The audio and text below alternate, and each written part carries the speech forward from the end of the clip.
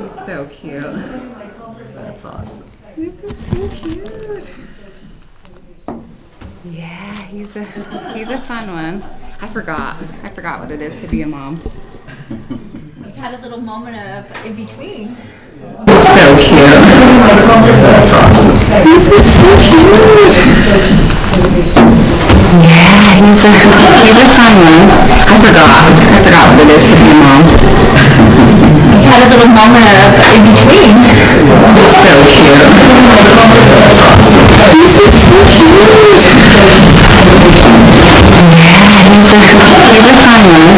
I forgot what it is to be a mom. We've had a little moment of in between.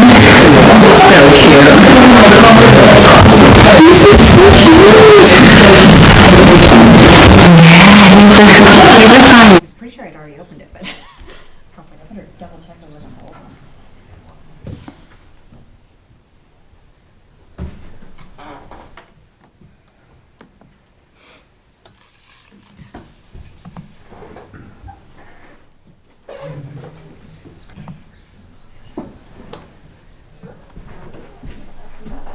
Do you have a printed photo done? That's usually the drop.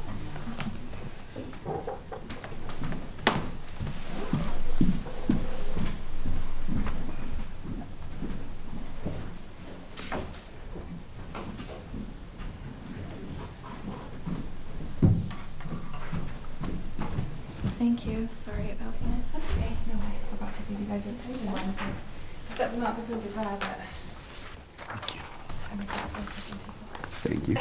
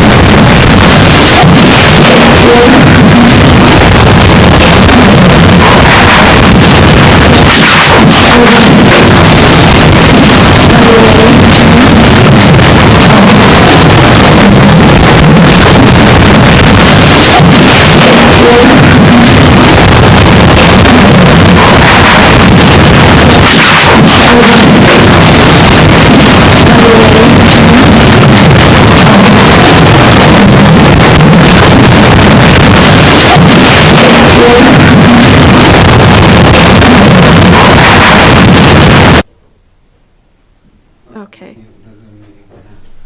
Did you get on Eva? Eva's still struggling with her computer. It's a struggle. Computer wants to frustrate her. Or Kim and Jenny presenting over Zoom today. Neither of them told me they were doing virtually, so I just said in person.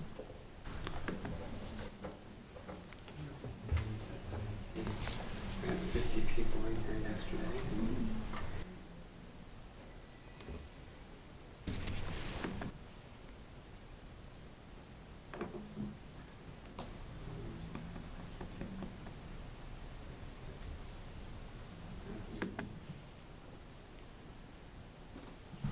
Love it. Okay, thank you. All you have to do is look at it. Just make sure it laser eyes at it. I just always tell them it knows I have a screwdriver and I'm not afraid to use it. I'm not afraid to do that.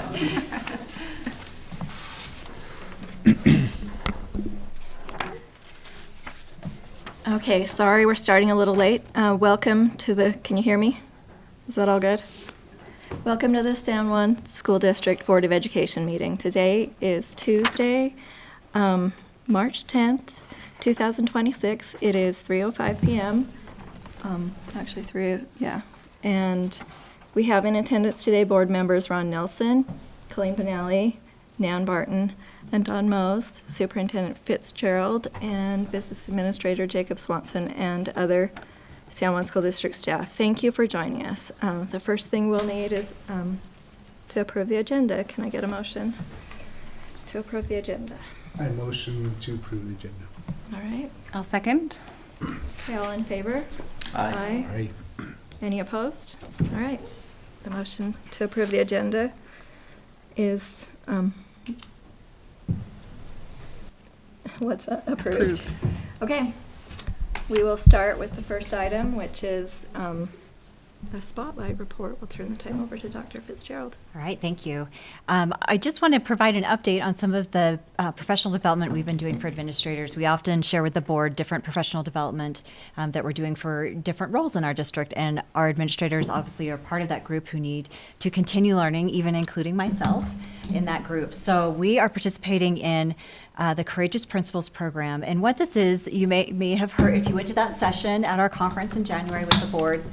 This is a program through Deloitte University, through their training university for their organization. And what they have done is donated time from their staff. They've donated developing this program. So they fully are supporting this with their own resources to be able to minimize the cost for school districts, because they recognize the need for education and improving our future, which eventually improves their communities that they work in and their employees. So we this time took all of our elementary principals and a number of our directors, as well as Jacob Swanson and myself, attended this session. And we basically go over the weekend. So again, we're doing it during the weekend when they have those facilities available, and it's a minimal cost for us to go overall. I just want to show a short portion of this video about Courageous Principals, just to kind of give a feel for it. But I also, really just want to note that, oftentimes we're thinking about how do we continue professional development, really quality professional development, with the extensive costs that it takes to attend a conference or anything like that. And so I really just would sing the praises of Deloitte for doing this, because they've minimized that cost when we really think of an out-of-state conference where you can come together. In my group, my breakout sessions, I was with other superintendents and like roles discussing, issues that are similar and how to resolve those issues and learning skills, as part of that. So just really wanted to express my appreciation for Deloitte as well. Jared, if you'll just start that video.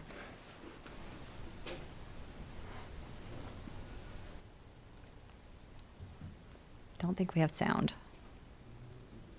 This should have sound.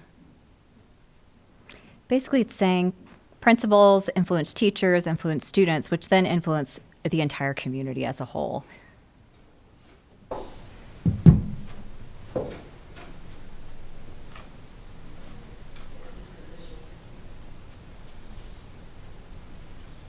They're saying the impact of this programming influences millions of students across the nation.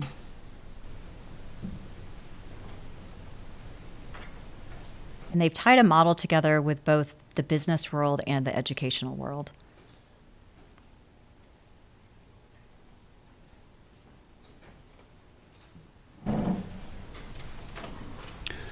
And if while he's figuring that out too, I can speak to my experience there. Just like Superintendent mentioned, it was impactful for me going day one of classes. So at the very beginning, you were broken up into a class, and you were with that class the entire time. And it just showed my facilitator actually on the video there. But he walked in the room and he said, I'm not an employee of Deloitte University. Trust me, I've been waiting for the check. I've never got it.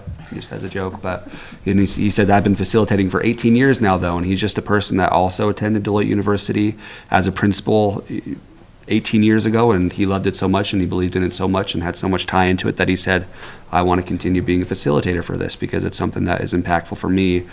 You took a challenge with you to the program, and then everything that you did related to helping to solve or to have creative solutions for that challenge. And that included, who are the stakeholders with this challenge?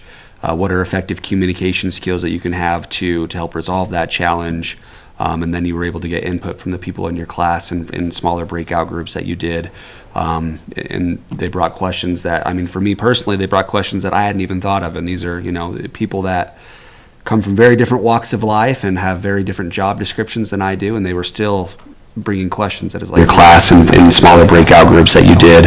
And they brought questions that, I mean, for me personally, they brought questions that I hadn't even thought of. And these are, you know, people that come from very different walks of life and have very different job descriptions. In April, we will have our secondary principals attend with some of our other directors.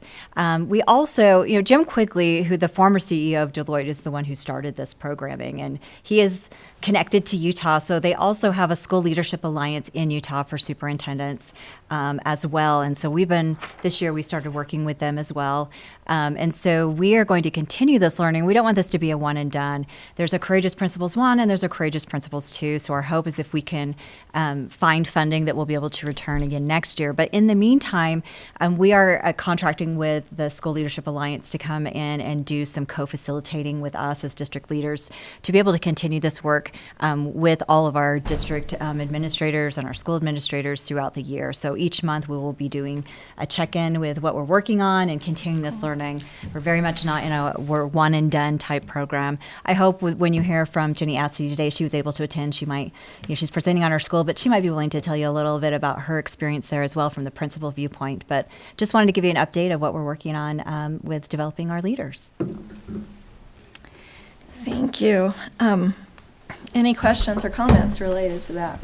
I just had a comment. When I watched that video, one of the things that stood out for me was one of the gentlemen said, be more reflective in the community. And I was like, you know what, that's exactly what I think essentially what we're all trying to do is be a little bit more reflective as well as transparency and all that. So I thought, well, that's a perfect statement for what we're trying to do. So I was like, thank you for reiterating that. That was my comment. Yeah, thank you.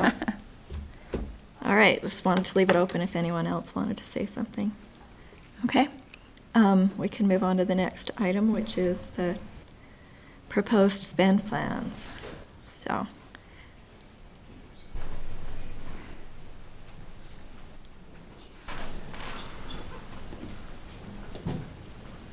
And we'll let you start, I guess, Dr. Begay. All right, so attached are our spend plans for school year 27, and then there's additional consideration that we also included regarding a spirit bus for some of the events, and we can go through that as well. And then I just wanted to point out a couple of things. Again, this is a process that takes a lot of our administration a good deal of time to put in to identify their spend plans for their various sports, curricular and extracurricular as well. Or so there's a lot of time and effort that goes into that. We did have some a few errors as far as the formatting and how that printed out. So again, there's wasn't a cohesive list on the, I think, PDFs that were provided. So we gave links to the actual documentation of what that is as well too. So happy to look at anything and answer anything. And then also just wanted to point out that, again, we tried to do consistency throughout communication with all of our principals for the past few months, basically, in this process to make sure that we covered everything. There were some schools that excelled in that, and then other schools that we still need to provide some support on. So again, I just wanted to take time to recognize also Whitehorse High School and Monticello High School for having those kind of done correctly, properly within the right folders as well with the updated information that was provided. And again, a lot of our other schools had information correctly in some, but not others, so we'll have to go back and revisit some of these items, but just wanted to let you know that ahead of time as you review these as well. So I would add to that a large part of that is the date. So while this needs to be in 2 open board meetings, I want to reassure you that the dates on there, while on some of these schools may show last year's date, these spend plans are for this school year.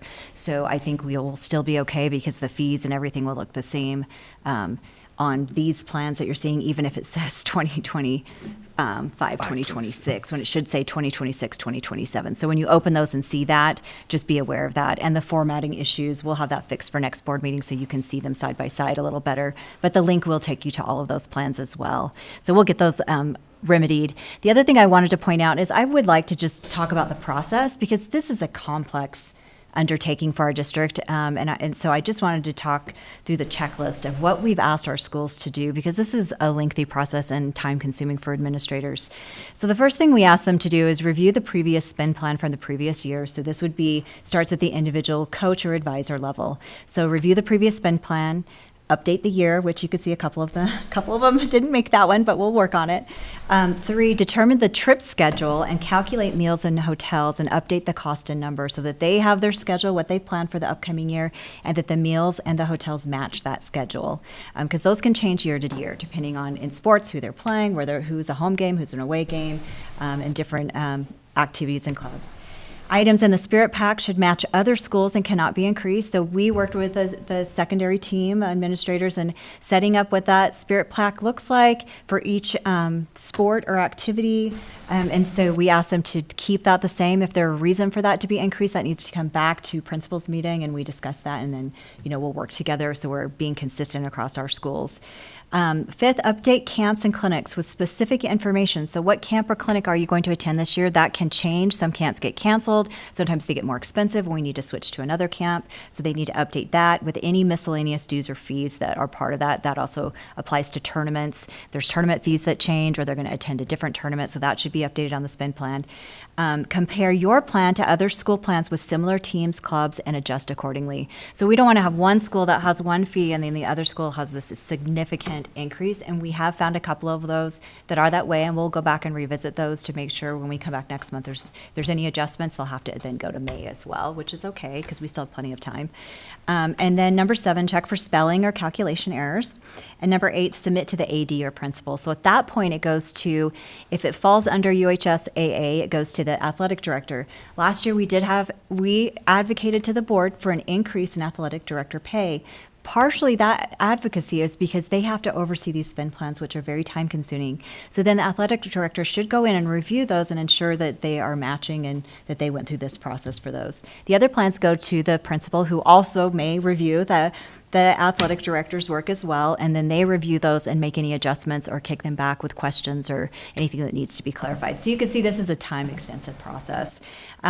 We also asked that the board approved the fee schedule so that they could update those plans for you as well. We noticed a few of them didn't get updated, so we'll kick that back and have that fixed for you for next month. So you might see some amounts changed because some of them are last year's motel fees versus this year's motel fees, so those need to be fixed as well. So that will come back to you as well. The other thing of note, this is new for this year, is with our new policy for clubs, curricular and co-curricular and extracurricular, that even if the board approves a spend plan for them, it does not approve that club. So say, for example, you have a math club. Their spend plan may get approved, but it doesn't mean the club's approved. So at the beginning of the school year, they will follow those guidelines for the club being approved, and they would have to submit an application. If they don't submit an application, we'll just withdraw that spend plan from our websites, and that wouldn't be applicable because we can't charge for a club that's not approved and not happening. The other thing, just to remind the board, is with the travel cost. The travel cost may show on the plan of what potentially could occur. It doesn't mean that's going to occur. So that's the max amount that a parent would expect to pay to participate in that activity by travel. Now, obviously, if they have cancellations or they don't need that meal, maybe they get done early and they don't need that, those fees parents would not need to pay if they're not incurring those costs. So sometimes we are saying, wow, why is this so high? It's not necessarily that. I mean, sometimes we'll put in a cushion because we've had a few things that have happened, and you might have a night or two cushion on hotel fees, just because if something happens, they end up staying over. We have no way to cover that cost. So just be aware of that as you're looking at the meals and costs. There may be some that you still have questions on. We're happy to answer those, but just be aware that those fees are a little bit different than the other fees in that unless they occur, they're not charged. And can I just add a couple things as Absolutely. well? And then just for the clubs, again, those groups like the math club, for example, they'll have the first 20 days to make those applications and provide those to our principals for feedback and approval at that time as well. So that'll happen at the beginning of the school year.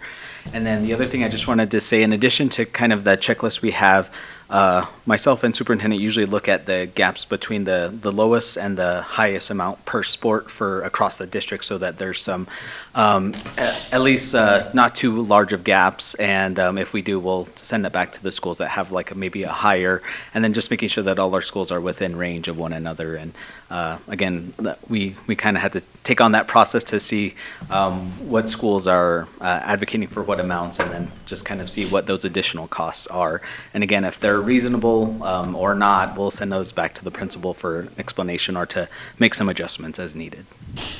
So this is, we're required to have spend plans in 2 open board meetings, so this is the first. So if you didn't have enough time to dig into them, that's okay, but we're happy to answer questions.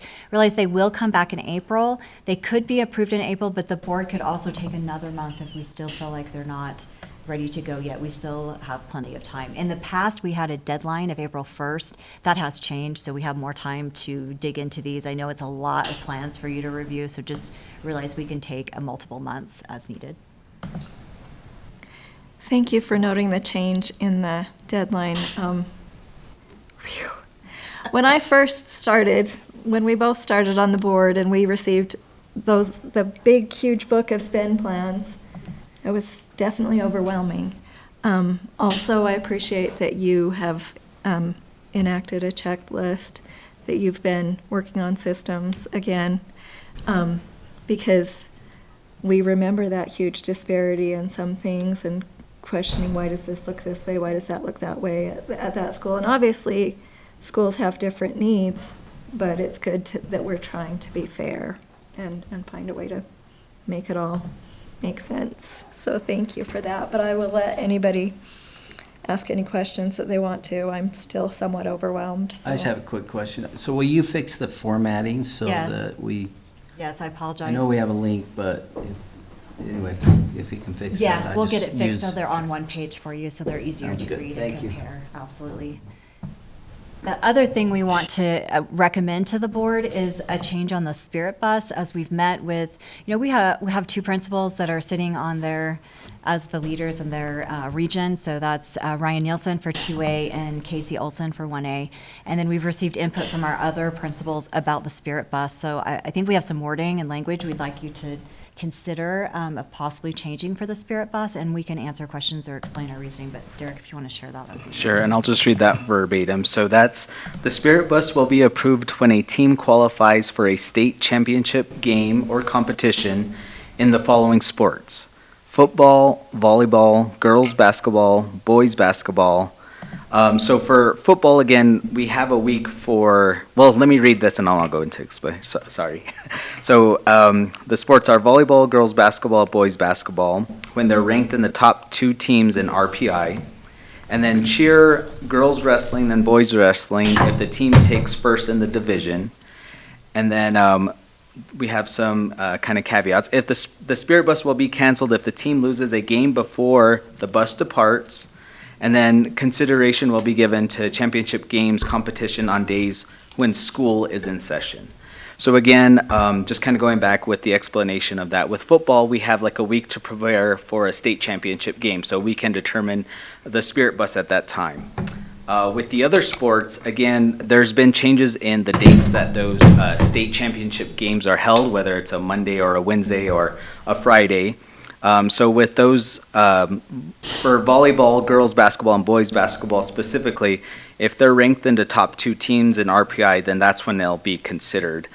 And then for cheer, girls wrestling, and boys wrestling, if the team takes first in that division, then that's when the consideration of the Spirit Bus will be given. And again, we have those 2 other items where if they lose a game or if it's on a school day, there will be certain considerations that will have to be met in order for that to be approved as well. So kind of the thinking behind it is really the Spirit Bus has been available for football, but it hasn't worked out very well for the other sports just by how they're scheduled in the time frame. It's also put an additional strain on our transportation department to find out on Friday afternoon, you now can take a Spirit Bus Tuesday. for Saturday, right? It's just not going to work out. So I think what the recommendations, and I appreciate the work that our secondary principals put together in developing this, is really thinking about, we could schedule that bus, and then if they aren't going to make it to that championship game, we could cancel that bus. Sometimes they may end up there and be playing for third, and that's okay too, but that's kind of our recommendation to the board. Again, if there's not enough interest in a Spirit bus, we don't send a Spirit bus. We've sent very few Spirit bus, very, very few, since we added the Spirit bus to the spin plan. So we're just trying to think about how do we address this and make it as, equitable as possible for both boys and girls sports as well. That, if there is some support that can come from the school with a Spirit bus, that we're making that available as much as possible. Does any Spirit bus go overnight? We will not, that would not not in be the allowed. policy, Yeah, right? right. So they would be day trips. Again, it's only looking at the championship game as well too. So if they qualified, a team might stay overnight where they are competing, But- and then if a bus went, they would go the morning of and then return that same day. So like with, you said cheer, but not drill team, right? Or would that also be? We added this year cheer and wrestling, Okay. thinking that maybe we could expand it a little bit. Because I was going to say drill is always 2 days, so you don't even know. Okay. Yeah, so I- that's where it gets tricky, right? I appreciate this policy though, because I know that the cheer team did take first at divisional, and it wasn't an option at the time, so. And again, for certain sports like drill or other sports that we offer, there might not be enough interest to Yeah. constitute sending a bus. So that's also part of that. But we wanted to be inclusive of the different teams that had. Thank you. And I think it's a consideration as well, is like when we're looking at this, you have multiple schools that can qualify for these Spirit buses, where sometimes a school maybe is the only school that has that activity or sport. And so, with their own funds, they could send a Spirit bus potentially, and cover meals or whatever. Like they could come up with that potentially. So they could do that even if it wasn't in this? Yeah, so we could figure Okay. something out for them, like using their school funds. But in this case, we're saying, this is making it available across schools, that depending Yeah. on how they're performing. And even then, this is good. We haven't had a lot, even with, if we changed it to this, we still wouldn't have a lot of Spirit buses going Yeah. at this time. That could change, because, Okay. we're always improving our programming, and so I would hope that we would have lots of Spirit buses, right? Because that means our programs are performing well. Well, and it sounds like that was input from the principals that Yes. enabled that to happen, so thank you for And considering that. And in no way Yeah. since we talked specific about drill, in no way do I want to minimize how important drill is, or the support that they have as well. So, if the board felt like they wanted to add any other sports to it, that's something we definitely could consider. Yeah, again, that's a tricky one, because you don't have any notice on that. We tried to find the ones that could fit kind of this model. Yeah, And are we even letting, basketball's hard sometimes. are we letting parents know too that that's going to be part of the sped plan with those teams as well? Yeah, so this is posted on the school website as well as the district website, and then if the school qualifies and can send a Spirit bus, then they can send out that information to the whole school community for students to be able to ride that Spirit bus. Okay. But they would have to, you have that money for the food is the main thing, and then the entry fee for the game. I guess what I'm asking is if we can have it ashtrated maybe on the football, the team's spend plans itself, and then say additional, maybe if there's a Spirit bus if you like, or Well, if that cost no, comes that's- with, oh, it's a is that different- completely Yeah, something so different? those participating in, as a go anyway, participant, it's- go anyway. This is Okay. just for students to go and support the Gotcha. team. Yeah.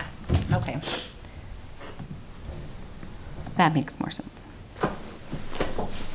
I did, Just having the option, it might not even happen, but it's. but we're going for gold. and But, if- well, and it's to help with the kids that wouldn't be able to go otherwise. so, Right. Yeah. It's just so hard sometimes because you have a school that's closer to where the event is being held, and they have a big, everybody can attend, and San Juan is far away from Right. state competition, so this is just a way to really get that energy that helps a team win when they're in a state championship by providing more support for them. Right. Well, yeah, White Horse High School ended their girls' basketball on a win. It was 5th place, but that's still exciting to me because a lot of the time we lose and then we lose again or whatever. So fifth place is exciting to me. So Well, not just only- being able to be there for anyone is exciting also. So Well, I think another one that we have to highlight too is White Horse girls wrestling. That was something that was Yes. kind of just under the bus, basically. How I see it, didn't get enough recognition. So, I mean, if they were able to get a bus, I mean, that would be cool too. yeah, it's to have all that exciting. same- So yeah. yeah, just having the option. Yeah. Yeah. So, Derek, if you can get, okay. We do have some amazing athletes in our district and other activities that also fall under UHSAA. So, yeah. I did have a question though on that. I saw on ARL's junior high, the basketball. I was just wondering if we can do, it says hoodie and t-shirt $55 each. And then on looking on San Juan's, the price is broken up, being the hoodie being $70 and the t-shirt being $20. Just me as a parent, I would be like, well, is the t-shirt really going to be $55? Or, you know, the cost is what I would look at there. So if we can have that, the cost of the t-shirt and then the cost of the hoodie, I mean, be more specific. And I know that that's something that we can work on and, So what we've asked for schools to do is put the $55 and then the team gets to, they'll decide if Choose they're gonna whether get a it's a- t-shirt for 20 or the hoodie for 55. So it's just saying the max amount The that could be maximum. spent. So I'm not sure which one had the 70, I can take a look at that was San Juan High boys basketball. So they were just, the price was just There should broken be up. one or the other. Yeah, so it was broken up and that's where I was like, well, maybe if we can have the t-shirt say the 20 and then the hoodie say 55, because normally the price is different when it comes to both of them. So that was a question that I had. And one thing too on that, and correct me if I'm wrong, either Derek or Christy, but we also do tell them to put what we think the high would be, Right. and then a lot of times it doesn't end up being that much, and then, but if it was to ever go above that price, they could only go for the fee waivers, they could only go up to that $70, or whatever the amount was that is put in there, so. And the high school's going to have more things. So if you look at San Juan High boys basketball, it says new players need a Right. San Juan practice jersey, which is 20, which is different than a t-shirt. Right. So they've got some additional things on the high school level. But when you see 55, it's the option. They could choose whether they want a t-shirt or hoodie, because some sports may want a t-shirt, some sports might want a hoodie, but it allows them to make the decision each year, but still have the max cost on there. Okay, and that makes a clarification for everybody, but maybe if I was me, parent looking in, that would be the question that I would ask is, well, why is the t-shirt 55 and the hoodie 55? I mean, of course, I'm gonna go for the bigger, which would be the hoodie, and pay the 55, but a $55 t-shirt, I'm like, ooh, that's kind of, Right. I wonder if Pushing it we a little just bit. want to break that cost Yeah. down in there. We had it that way in the past, but we can have some better messaging in there and just put it in all the plans. and that was just my question, but since we had the clarification, I think, I mean, we could do either or, I mean. Yeah, no, I think you point out a good thing, because like even the costs in the box part don't add up to the other costs on the Yeah. outside, so I think those are Just things to look. one small thing, sorry. No, it's good No, feedback. Apologize, Add the that's our or, job. right? It's okay. The t-shirt and 20 in parentheses or hoodie and in parentheses 55, so, Yeah. yeah. And then I had the question about the Spirit Bus, but you answered that, so. The FFA, San Juan's FFA breakdown, I love that. That might be asking a little too much, but it made it a lot easier to understand what the spend plan, and like, oh, okay, so this is where they're planning on going. I don't want to ask if that's something we can do more, because I know you already, it's already a lot detail oriented. And I don't want to add more time to the spend plan, but I just had to point out, okay, I love that. Okay, that makes more sense to me in my brain that the FFA broke it down like this for their spend plan.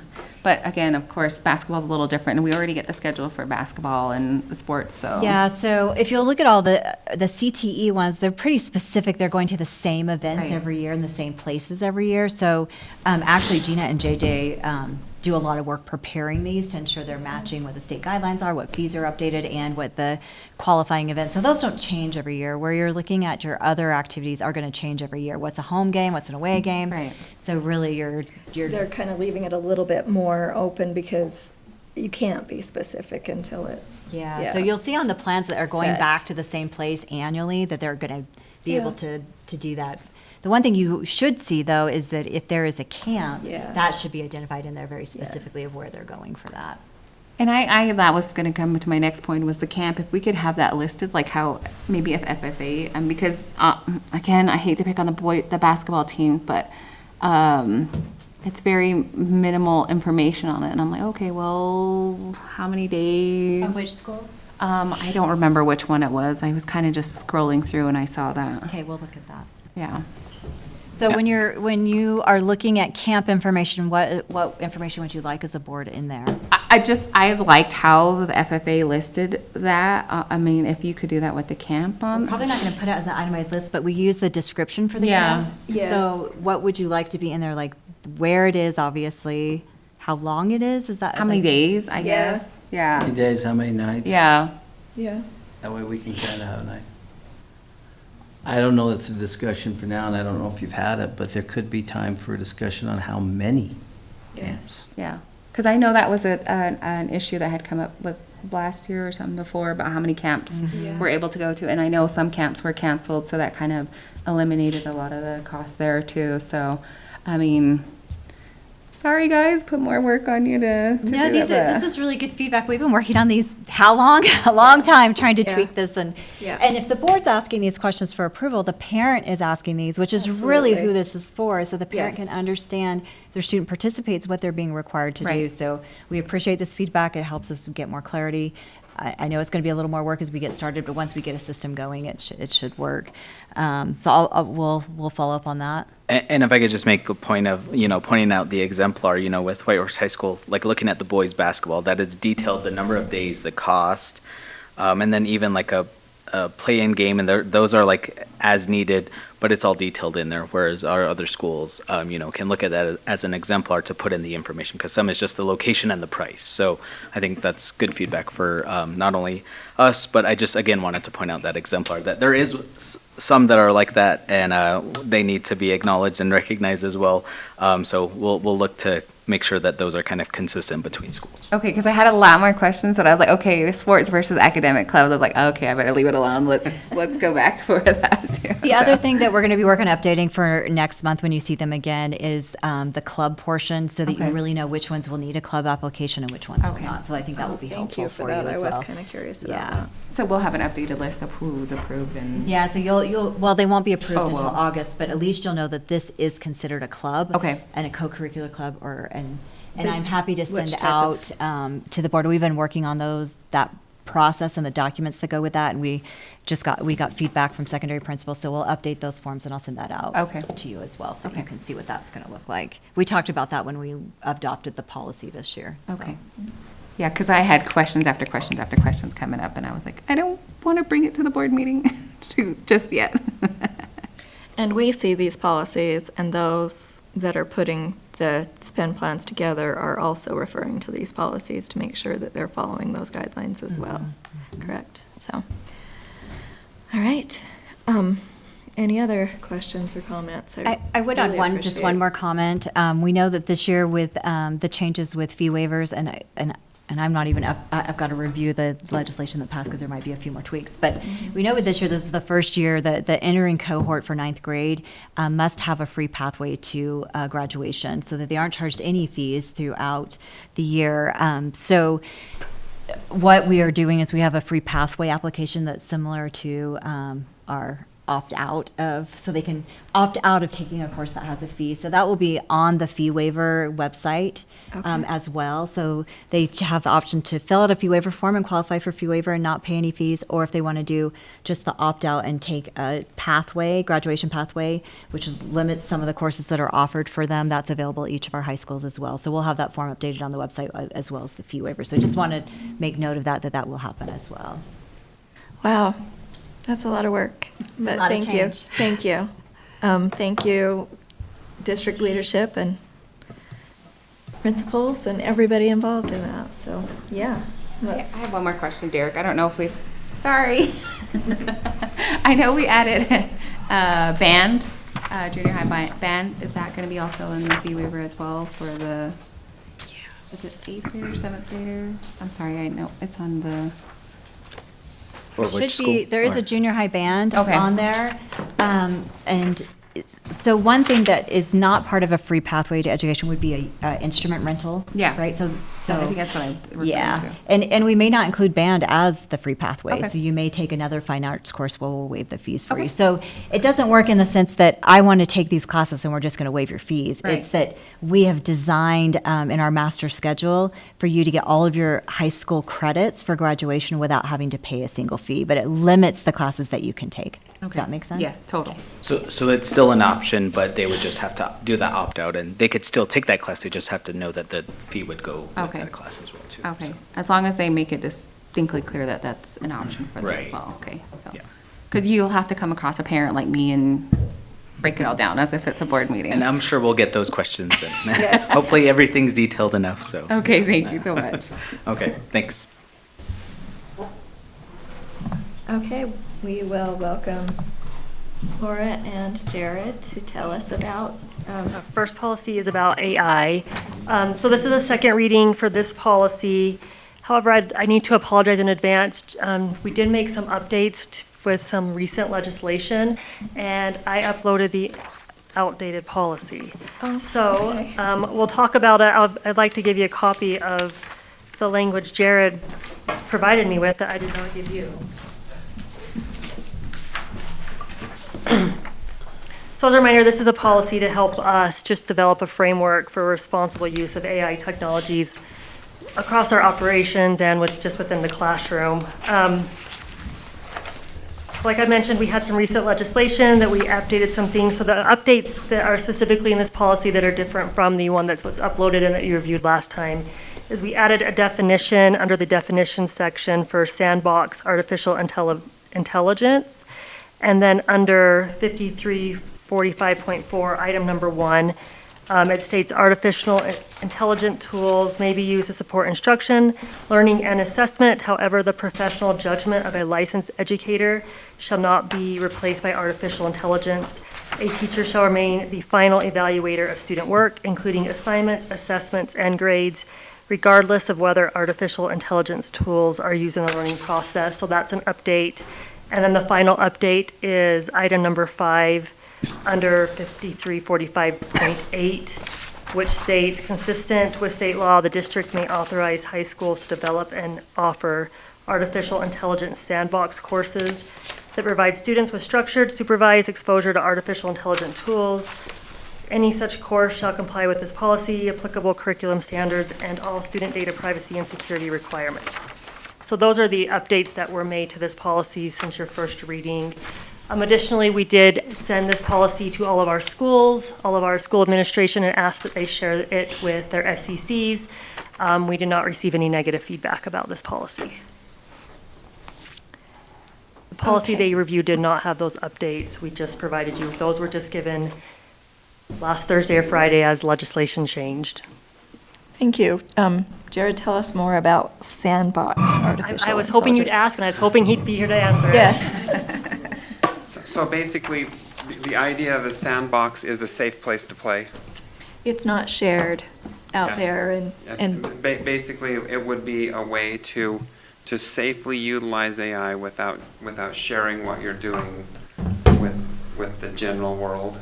yeah, with the I'm not World necessarily Wide Web. saying that we would house Yeah. it on-prem, we might, Okay. but we may also contract with a vendor who would agree to limit the scope. But basically what we're saying is, if you just think of it, a safe place to play. It's not one of those AIs that trains itself and you keep, like, your information is shared out there. It may train itself, but it's but still it's- limited in scope. Okay. So it's only going to. Within that vendor and not, Within Yeah. like that group of people is the only place that it will oh, be able to okay, share. okay. Any other questions related to that? So many. I know, I know. So safe way to play, meaning like whatever they create, is this for the students or for It administration? would be a place where the students could experiment with Okay. AI and similar emerging technologies. In a with- controlled In a environment. controlled environment. Within the school district under the network, Yes. okay. Getting them access to the tools, but structuring that use and Okay. controlling it. And also with limitations, so there's not sensitive data or anything like that. Yeah, and I guess the other thing to say is there are currently not any plans to do any of this. This is just creating the structure The so that if option. someone wants to in the future, Okay. the guidelines are there. And that's related directly to recent legislation? Yeah, if you look Okay. at House Bill 273 that just barely passed, Yeah. it's in there. And again, AI is changing so rapidly that it's likely we'll be updating this again. You will probably do But- this policy frequently. But we can approve this today. And I Because don't know this if we is a put second anything in viewing, there, but 273 does also require that this policy be reviewed biannually. And I don't know Okay. if we put that on there. I don't think we did. oh, so if we did that, we would have to add that to this? I don't know, I think we just need to do Okay. it. As long We as, just- yeah, as long We as it's just need getting to have that done. procedure in place. Okay. And we have that within the policy committee, right, that we know to review this, or? But we'll add it to Or we our will? list. Okay. Mhm. Okay. So we won't need to change anything if we choose to approve this. We just approve it as presented today. Okay. Any other questions? I guess my thing would be, I don't know if this applies, but memory, like, how much is each student given per, or is that even a factor of I don't think we AI? would want to put that in policy Okay, because I guess that's just a general. yeah, that's very procedural and very technology specific. And I don't think that we want to make the policy general enough that every time we change vendors, we have to come back to the board. Right. But would you have an idea of how much? How much disk space an individual Yeah. student might use? I don't. Okay, okay. And I know that the cost of computing technology is going up because AI vendors are buying it all. Yeah. So it's like, I know that they're using a lot, but Under Thank you. 5345.5, prohibited use, 1B, inputting PII into authorized platforms, is that supposed to be unauthorized platforms? Or is it just no Yes. platforms at all? Yeah, that's unauthorized. Okay. That is a good question, though. I mean, even authorized platforms, There should still PII be- shouldn't be, I don't know. but- Nothing should be authorized cautious either. with inputting we PII. need to be cautious that there are a few cases where we have AI tools that at least have agreed Yes, that they'll be careful and that it would be safe to put PII there. Whether we would actually ever really want to do that is a different question, but we do want to prohibit putting it in any of the ones that do not guarantee to be safe. And correct me if I'm wrong with this one, Jared, too, because one of the ones I thought of was Gemini, to where it's state approved, but that doesn't necessarily mean that they've signed any sort of NDA or otherwise have agreed to keep our information private. So it might be an authorized. So I wonder if we even take out the word authorized or unauthorized, and then we just have a general rule to. Well, what do you think about, it is authorized, it's authorized for that use. So maybe the language needs to change to Sure. that. Because right now, if someone asks, what are the authorized platforms? I don't know that we have a list of those platforms that are Right. authorized. We'd say none right now, but we're working on that we could have some that are authorized to Sure, use it. So sure. I wonder if we need to change the language in that way, saying, so I guess how we're defining authorized is maybe what we need to. Sure. but at least for this section, it should say unauthorized, correct? Yes, Okay, so if that is true. So if we approve this as written, we would just need to acknowledge that that part would be updated. Because we haven't actually gone with a vendor, right? Is that correct? Or are we just leaving it to authorized, authorized? So we actually have purchased Brisk AI for teacher use. Okay, We do approve teachers to use Gemini based on their privacy policy. Okay. And also Microsoft Copilot has a privacy policy that meets with our data privacy requirements. And so we have allowed them to use those platforms. And there will I'm sure, be others. And then we've also said that a staff member who is not doing PII and just is generally doing research kinds of things, if they want to use some of the others, and they put in only very general terms, we would be okay with that. So I guess that would lead to the language of which it would Yeah, be and- authorized or And unauthorized. there is a Jacob- section under definitions where it does say, but also, I would just say that we're all talking about PII without defining it. It's It's defined in the definitions. yeah. So I was just, for the public, yes. just saying Identifiable personally information. identifying information, so. And then I'm curious, Jacob, on 2D, do you think that language covers it enough, or are you recommending In which subsection, sorry? 5345.4? That's what I was going to ask, the next legal question. Because that may cover the other part of it. Yeah, I think it could. Okay. Mhm. I feel like that's sufficient. Because one of That will the, cover the authorized and So unauthorized. we can Yeah. And there's put, also something under definitions. that Yeah, I was talks gonna say, under about that. definitions, we do have what an authorized tool is, so if we put Yes. unauthorized, it'd be anything we didn't fit within that. Yeah, thank you. Okay, that clarifies it. Yeah, I think you guys put a lot of thought into this, and I appreciate the recent updates as well, so. Any other questions or comments? And I think that we templated, or at least use some of the USBE or also on this as well, so that that's We in copy. based it a lot off of USBE, which is also another requirement of House Bill 273. Yeah. Okay. And so, I think, looking through it, the only things in 273 that were not already covered in the version that you saw previously were the two additions. Okay. So- Okay. and we also did get input from Matt Winters as well. Okay.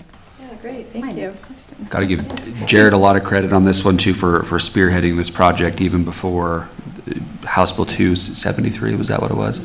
Even before that was passed, Jared and Jeff Wingate especially took this under their wing a little bit and developed it, and so we're going to become compliant very quickly in this matter, and that's something to acknowledge the hard work that he's been doing with this, so. Absolutely, thank you. Yes, thank you, because I know that. And to be fair, we have teachers who have been asking for this. Yes. They're basically saying, AI is out here, we want some guidance as to how we should be using it, and so this was a grassroots request from our teachers. Thank you that for led us being to do that.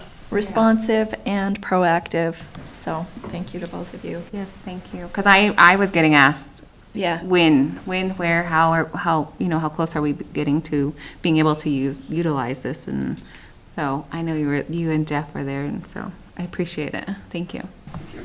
All right, now on to the next Our one. next policy is external research and data privacy. This is a new policy. That's why you don't see any red lines, and this is our first reading. So this policy was created to help govern how external entities are conducting research. Sorry, Laura, on my agenda, I've got a different policy first. Which one's next? I thought I put them in order. Is it the security? safety. Oh, sorry. Safety, the school safety personnel, this is a second reading. There's been no changes since the first. This one just reviews all the requirements we have with safety bills and rules and statute within the school for safety personnel. We did have schools also give this policy to the SECs, and we did not receive any negative feedback for this one as well. Oh, thank you. And there's no update No. or with legislation, no House bill, no. No, I don't think anything pertaining to the personnel pieces. Okay, That's something we always gotta. all right. Now you can talk about Sorry, the I next one. thought I It's- had them in order and I did it's- not. It's okay. So external research and data privacy. So this is how external entities conduct research within our facilities, with our personnel, or with our students.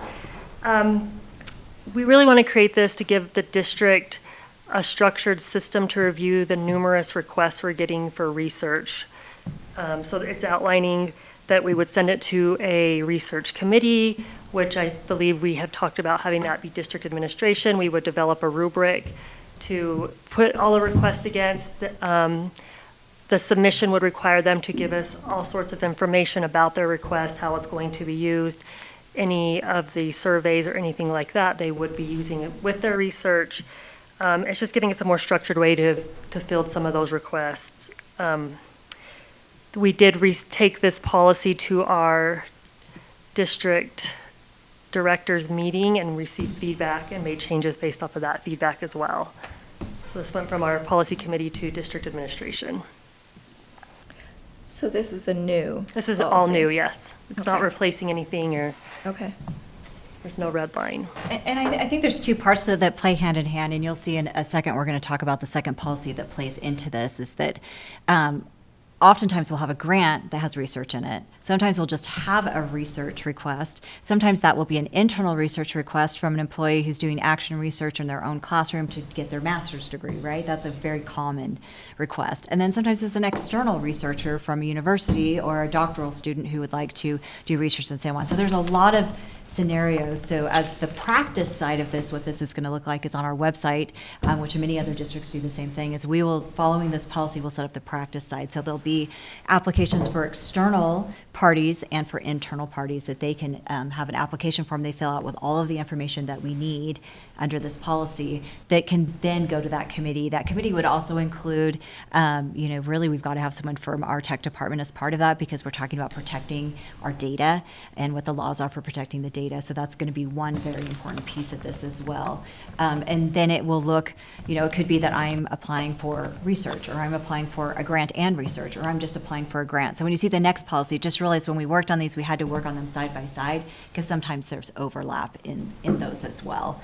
This really gives the guidelines under the policy. The practice will be much more in-depth in what we're asking them to provide for us to be able to give a sufficient review for them as well. And that policy, that committee doesn't currently exist, but it will be created once this policy is. Correct. Okay.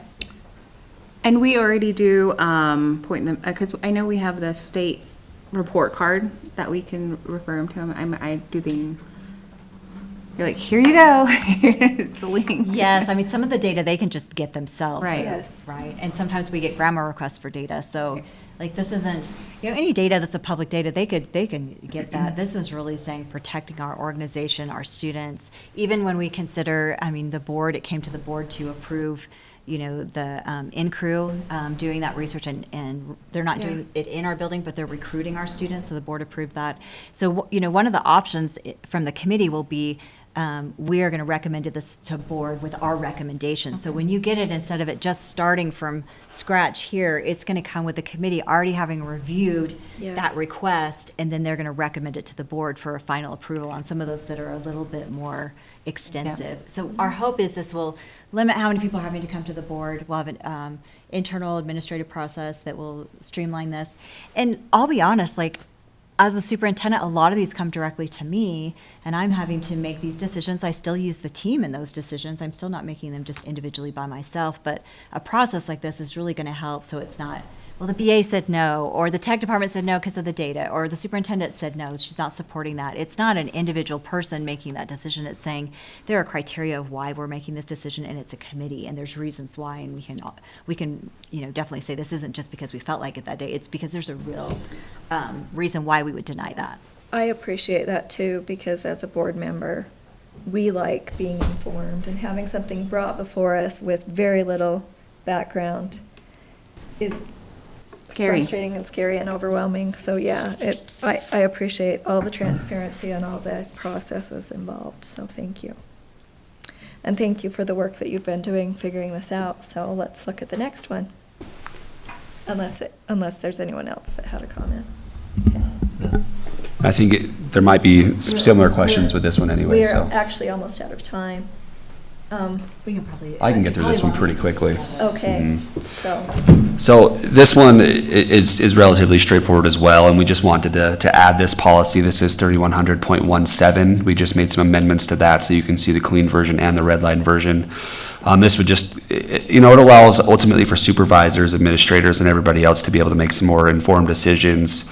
Like Superintendent mentioned, we're hoping to set up a committee here. Looking at Section 1, everything is the same as it was before, except that we added a line that requires grant proposals internally to follow our established district pay scales. That was something that had come up where people were applying for grants that would potentially offer someone within the district a higher amount of pay than what is already approved by us, and so that was a little bit concerning for us, so we wanted to add that in here. Looking at Section 2 in its entirety, Section 1 is grants applied for internally. Section 2 is looking at grants that are applied for externally. And this creates some established guidelines for parties that want to apply for grants that would in one way or another impact San Juan School District, and that would ultimately need sign off by someone at the school district.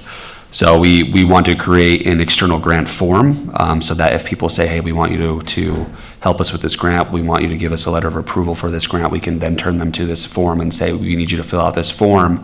And then if you look at A, there's the requirements that that form has, that they need to provide all the information for the grant, all the materials for it, the purposes of the grant, San Juan School District's role in the grant, the grant application, et cetera.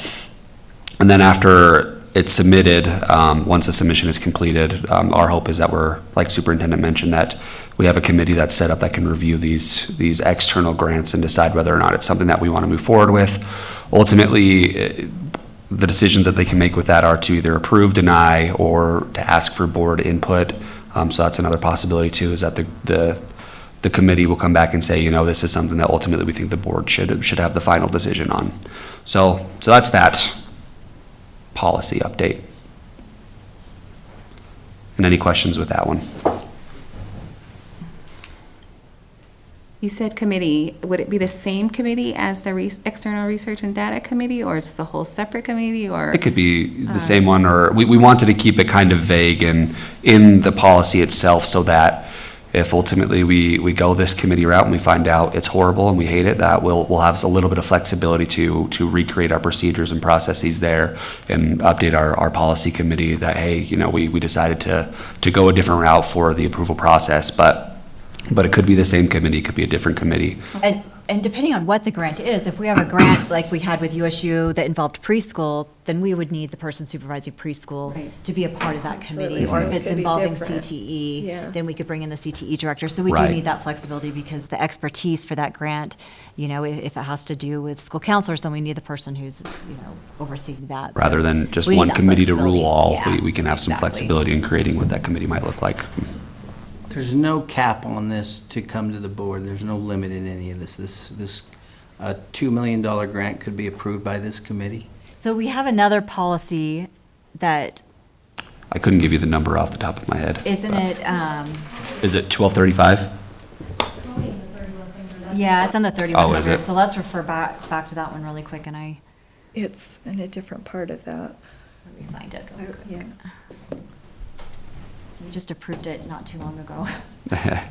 Oh, it's the very last one in 3100. Okay, well, the reason why I asked too is because we have an education and curriculum committee with the board already. Would it go under that? Would one of them representative be with that, and just to help get a board, whether you need a Would we board have a input board member in or? that committee, or probably not? Just I mean, depends it's on open the- to allow it. I mean, we wanted to keep it as flexible as we possibly could for these sorts of questions. If ultimately we decide, yeah, I think there should be a board Well, and member on that that will committee. ultimately cover what Ron's asking too. I mean, if there's a cap and then we already You have a scroll down, board Jared. representative or. Scroll down on the, As so we can well. see 3100.18. You'll have to go out. So this is Oh, just is the this red on- line. This for- is only a I was portion just of it. thinking, and I'm trying to remember, but that there was some policy with a certain cap that had to go to the board. So anything, and this is for memorandums of understanding, so it could be a little bit different. This is specifically those that require an expenditure from the school district rather than monies received by the school district. So I guess it depends on whether or not you're asking, is this going to require a payout from the school district? Then I think that this policy would come into place to where if it exceeds a total one-time expenditure of $100,000 or an aggregate expenditure in a single fiscal year of $100,000, then in addition to that, it would also have to be approved in writing by both the business administrator and the superintendent, or alternatively by the school board. So that's in 3100.18, and we could add language here for an amount, either 18 or 17, if you would like us to do that. It would be my recommendation. I would like to see it at a certain cap, 500,000, $1 million, each one of those two. I don't think little grants, but Yeah. I just think it would be even in the best interest of district administration and Sure. everyone to know it's every I's dotted all the way up through to the board. And it the only drawback I see is that maybe it takes a couple weeks to wait for a board meeting somewhere. Now, if there was a deadline that was really pressing, it could be an issue, but usually there's plenty of notice on most grants, that we know they're coming up. And we have, I mean, we have had some in the past, though, that there haven't been a lot of, a good adequate timeline. And, you know, just to kind of speak frankly, I guess we have had some that have come in that have been a pretty close deadline, but that's not to say that it's. Due to the proper planning, or could it have been avoided? Potentially. Anyway, I don't know. I It's accountability I for don't know both. at what level Sure. that makes sense, but I certainly think anything that rises to a really large commitment of the district, which grants often do, I think at some point it ought to be board approved myself. Sure.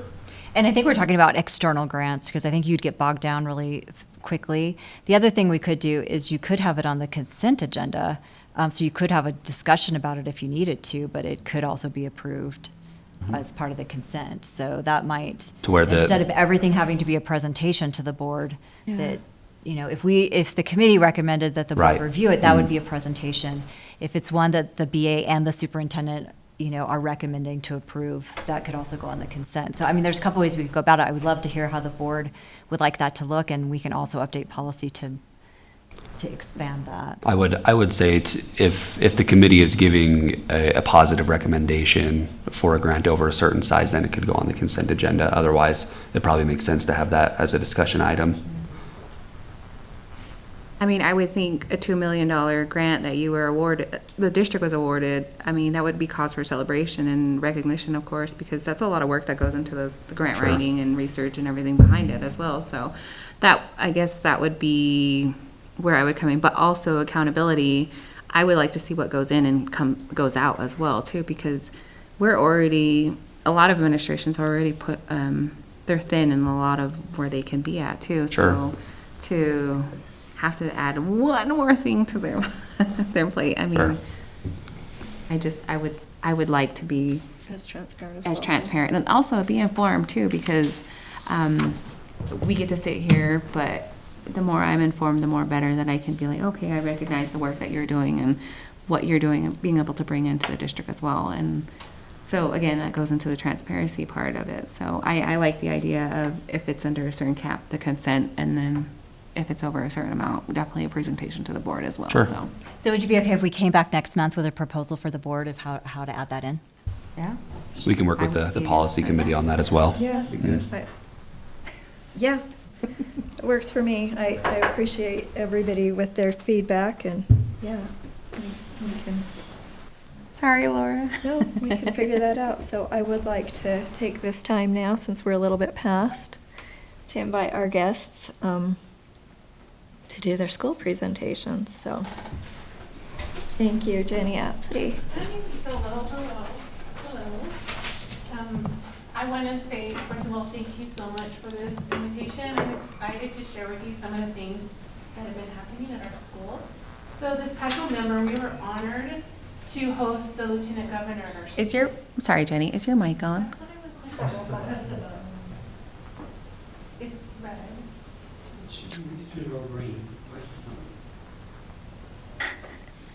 Oh, it stays red. I don't think it turns green.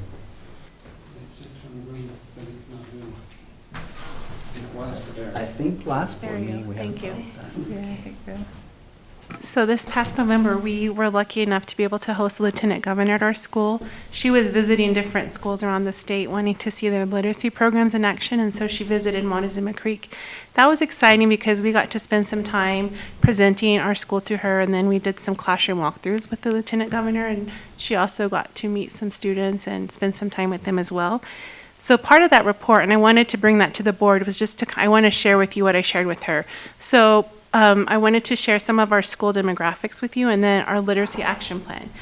I know that you've seen our school demographics in various reports throughout the school year, but I wanted the opportunity just to give you a snapshot of just Montezuma Creek's demographics. So as of today, we have 285 students in grades preschool through 6th grade. You're not going to find this on the slide, sorry. 17% of our students are serviced by an IEP. 43% of our students are classified as homeless or without adequate housing under the McKinney-Vento Homeless Assistance Act. We have 87% of our students who are classified as economically disadvantaged. 55% of our students have, last school year, were identified as being chronically absent, meaning they missed more than 10 days of school.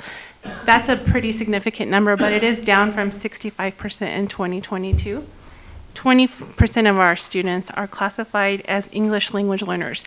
So that sort of is the lens I wanted you to look at our literacy action plan to kind of help explain why we're doing some of the things we're doing. So the first part of our literacy action plan really is built around all the teachers in our school, K-3, our special ed teachers, our preschool teacher, myself becoming letters certified, or either they are or they're in the process. So we have a lot of new teachers, and so one of our highest priorities is as soon as we get a new teacher in the lower grades, they begin that letters training right away.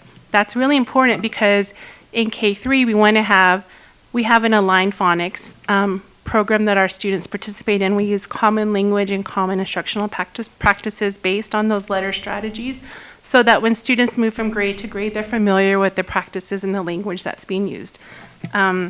We also participate in USBE literacy walkthroughs twice a year. So they come from the state and they visit classrooms and provide us with really specific feedback to improve our practices. We also, at our school, have monthly K-6 data meetings, and we use that for our small group placement, and we use USBE approved curriculum for all of our Tier 2 instruction. Another part of our literacy action plan, and one of the foundational pieces, is that all of the students in our school attend Navajo language class daily.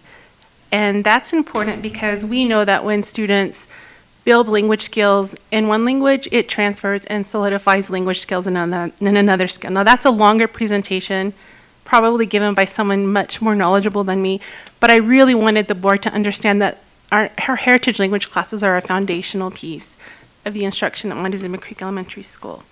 Another part of our literacy action plan is that we have built into our master schedule, scheduled teacher collaboration time, 2 times a week in addition to our Tuesday PLCs. We believe that teacher collaboration is just a really critical piece for effective instruction. All of the teachers in our building also receive instructional coaching on a regular basis. And then in addition to that, we have our monthly culture nights that are focused not only on Navajo culture, but also just on literacy and increasing literacy in the home. So now I wanted to talk about some celebrations. We have a lot to celebrate at Montezuma Creek. 72% of our students in K-3 this last year made above or at or above typical progress on their Acadience reading growth. That's significant. And for just for as a point of reference, the school district's goal was to have 60% of the students, and so we exceeded the goal. We also received 2 certificates of recognition from USBE this last year. One was for 10% growth or 10% increase in second grade, and then we got another one for 20% increase in kindergarten. So that was really exciting. Another celebration that, and this is not on this slide, but I wanted to mention is that the Q-TIP team, which is the Q-TIP teachers and myself, and our instructional coach, we attended the Anita Archer Explicit Instruction Academy that was sponsored by USBE this last January. And the purpose of that was really to learn how to implement the explicit instruction framework at our school. And that's a cornerstone piece of our 90-day plan. That's been the focus of all of the professional learning and instructional coaching that we're doing at our school right now. We chose to really focus on explicit instruction because it has an effect size of 0.59, which just means that when it's implemented effectively, students will gain at least a year's worth of academic growth in a school year, or more than a year's worth of academic growth in a school year. So not only do the classroom teachers receive professional learning, but our paras also are receiving professional learning at least once a month on those research-based instructional strategies. The goal of the professional learning and the goal of the coaching is to implement research-based instruction, not only in the classrooms, but in small groups, in every classroom and every day in every lesson. So our final celebration I wanted to talk about is our school climate and culture. It's very positive. I think that it's evident when you walk in our school that every single person that you meet really believes in doing what is best for student learning. And it's really refreshing and inspiring that that belief and that shared value is really what drives the decisions we make at our school. Our teachers have a really strong collective efficacy, meaning that as a staff, we know that what we do matters, and we know that what we do makes a difference in student learning. We have high student expectations. We believe that our students are brilliant. They are brilliant, they're creative, and they're capable of doing anything they want. And that really resonates anytime you walk into a classroom in our school. We also have really strong parent engagement and support. We have really good participation in our family nights, and parents are really involved in whenever we need to meet with parents. They've been really responsive, so that's also just a really good celebration. I wanted to talk really briefly about our challenges. So I took some pictures, and ironically, the day I took these pictures was the day that I had to call an ambulance because we had a student who fell on the playground as he was running into the school and was injured. So our building has several capital projects, and I know as the board is getting ready to think about approving capital projects for the future years, I wanted to just ask that you be mindful of some of the needs at our school. We're grateful that we have our new front entrance, but we also really would benefit from some xeriscaping, some bathroom remodels, and additional parking. As you can see on our playground, the ground is really uneven. The grass is gone, the sidewalks are cracked and uneven, and so that's what happened with this student. He had tripped and fallen. We've had lots of students trip on the sidewalk as they're running somewhere, and we tell them to walk, but kids are kids, and sometimes they forget and they run, and then sometimes they'll trip. Another challenge that we have at our school is just the lack of childcare in our community, and permanent housing is really just a major factor in teacher retention. We've lost a couple of teachers over the last few years because there just isn't childcare anymore in our community, and that's a huge need. And then finally, I wanted to mention that the potential loss of our instructional coach in K-3 due to funding cuts would also be really a tremendous setback for our school improvement efforts. So, do you have any questions or? We're just really excited to hear about the parent engagement and the community. It sounds like consistency has been a very strong tool in what you're doing. Yes. Oh, go ahead. I'm sorry. Were you going to say something? No, I was just going to say I agree. Thank you. Oh, okay. How have you made your literacy nights successful in your eyes? We always provide food, so we use our Title I money to buy ingredients, and then we prepare food. And I think that we just are really mindful of the fact that we live such a distance away from people's homes, and so food we're really using it because we want to recognize that it's an effort to come to school after work, and so that I think is really helpful. We advertise really well on social media. We send notes home with parents, and we also just really focus on building relationships with parents, and so we try to make them feel as welcome as possible when they come to the schools, so that helps them to want to spend more time with us. Jenny, are those goals your same goals for your 90-day plan? They are, yes, they are. Any other questions or comments? I had a question about the lieutenant governor. I know you you gave her a tour and you give all these things. How do I say this? What made her want to come to Montezuma Creek Elementary? I guess overall, in hindsight, because I know you can advocate for things like this and to be like, She was visiting schools in every district across the state, and so I'm not entirely sure how we fell into her radar, but I think that I can answer that question. Okay, please go ahead.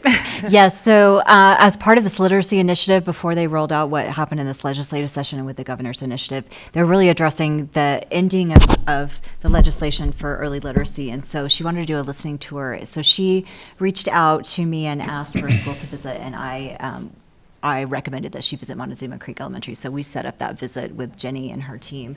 We felt like that they could provide, some contextual information. And we have worked with Lieutenant Governor, visiting some of our other schools like Monument Valley in the past and had some work with her. So we felt like this would be a great opportunity for her to hear from Montezuma Creek and get to know.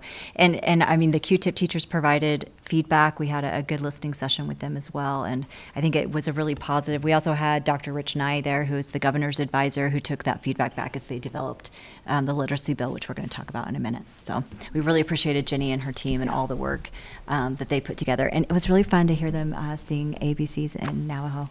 Yeah. We got a lot of feedback on Facebook too, seeing Yes.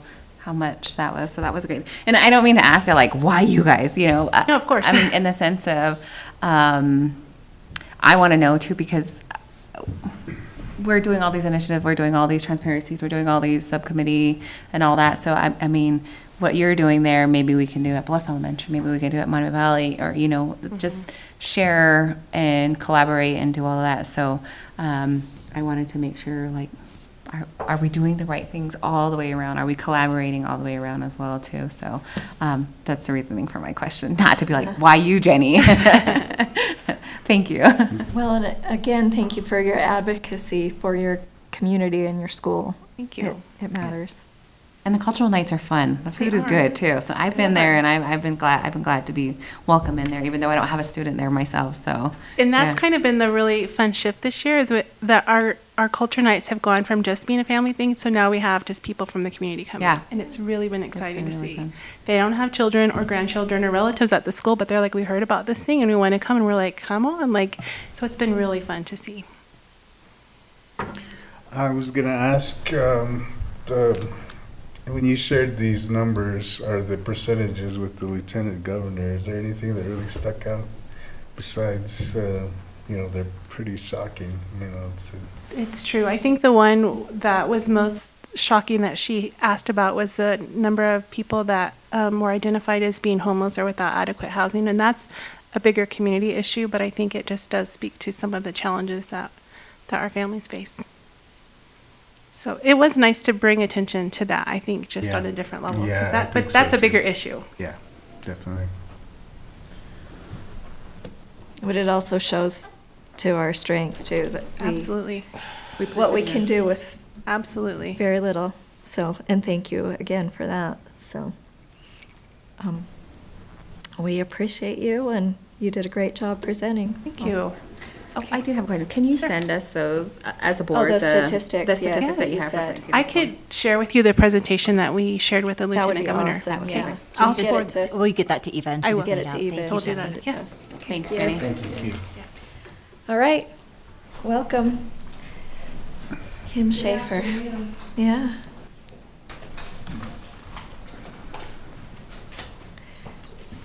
I got lots of handouts today. This is fun. I find that having a hard copy, things stick around Yes. a little longer. Thanks, Kim. Yes. And make sure we refer back to it, right? Yep. Oh, great. Thank you. I'll leave one for Lucille. Thank you. She'll get it. Somebody I know will get her that. Yeah.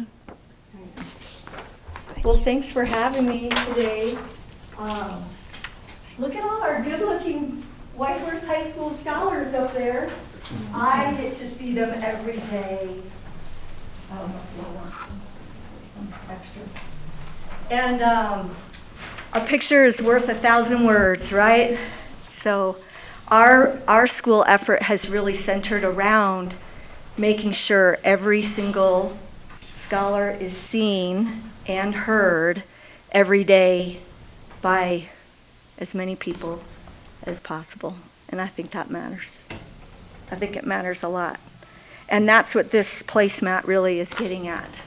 I think it was 3 years ago in Monument Valley when Christy had some information about connection and belonging, and I'm not going to get the numbers right, but something about if you don't feel like you belong, it's as bad as smoking some number of cigarettes every day for your whole life. It's like To your really, health, yeah. it's really bad for a person's health to not feel like they belong. And relationships, a lot of this is it comes under or within that umbrella of relationships. But I think when we say relationships, maybe we don't get to that deeper sense of belonging. We think about connection, or we think about what do I know about this person and where they're coming from and what they do have or what they don't have for access. And belonging is so much more than that. And I like this, the Othering and Belonging Institute has a definition there. Belonging is having the right to fully participate in and co-create the world you live in. Belonging means your story is fully seen and valued. Belonging means having the right to make demands on systems and structures. And belonging is being respected as an equal human being with full dignity. So when we do our scholar focus groups and talk to scholars about, what do they want in their school? What's bothering them? What would make things better for them? That's building belonging. When we bring parents in for Parent Climate Conference, it's giving them the opportunity to make demands on our systems and structures. And when we bring teachers and staff together and ask them, what's causing difficulty within your sphere of work and influence, that's helping them to belong to. And so I don't want to belabor the process, but I think belonging is important. And when we see and hear people, it would result in these wonderful young people coming together and doing great things, whether it's in the academic field, whether it's in the athletic arena, whether it's in the CTSOs over in CTE. Our scholars are really getting it done. And a good example is how band, we can't do a spirit bus because we're not in the top 2 in the state or whatever. We heard that earlier, and we're trying to change that. But our band went to the football, I don't even know what it's called, but we were, yeah. But it wasn't the second and first place thing, right? Our band went there, they cheered, they played. They went back to state basketball. And then last week on Thursday, standing room only in an auditorium. And we were doing parent outreach, and we got over 70 parents to tell us what, responses to our questions at a band concert. So I think that the sense of community there in our school is really great. And I put it in the center because we are living in 2026, and maybe what we all experienced when we were in school for school spirit has changed because of social media, because it's a modern day world, there's AI. But that group of scholars sitting behind that ESPN desk did that all on their own. They didn't ask me for permission. They didn't ask the AD for permission. They just set it up, and then they were live streaming on their Instagram accounts, and it was really cool. And I thought that was a great example of modern day school spirit. And I just, if you've looked through the slides, in the challenges, we listed 4 challenges. I think that's slide number 7. We'll go there. And we list parent engagement there, not because we don't have parent engagement, but because we are working to have deeper levels of parent engagement around scholar learning and academics. And we're getting there. We had a whole presentation sponsored by our school community council for grading for learning. And we did a YouTube, our YouTube live stream gets tons of followers, like over 1,000. Like at the end of a basketball game, you can go in there like a day later and 600 people will have viewed the basketball game. So we put that grading for learning YouTube it's in the same place. And I think we had like 100 views. So they might not watch the whole thing. Same thing with basketball. Maybe they just scroll to the end. You don't know for sure. Reading levels, and I'll draw a little bit of attention there. Our 7th graders coming in with the reading levels that you see there. The 2 left-hand columns together would be like 60%, right? What is that? Like 27 plus 32. Yeah. Reading at second and third grade levels were lower. And yet, go to our celebration slide, which is number 5. We're the only school in all of Utah that exited first students with disabilities, which I know it's probably just numbers on a thing, but that result is because of our Raider team.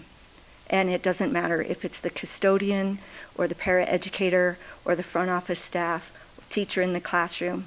We are all pulling in the same direction for kids, and we're getting it done. And it's hard work. And I would invite any of you as leaders of the San Juan School District Board of Education to come to our school and see it happen on any day that works into your schedule. We're not doing anything special on a certain day.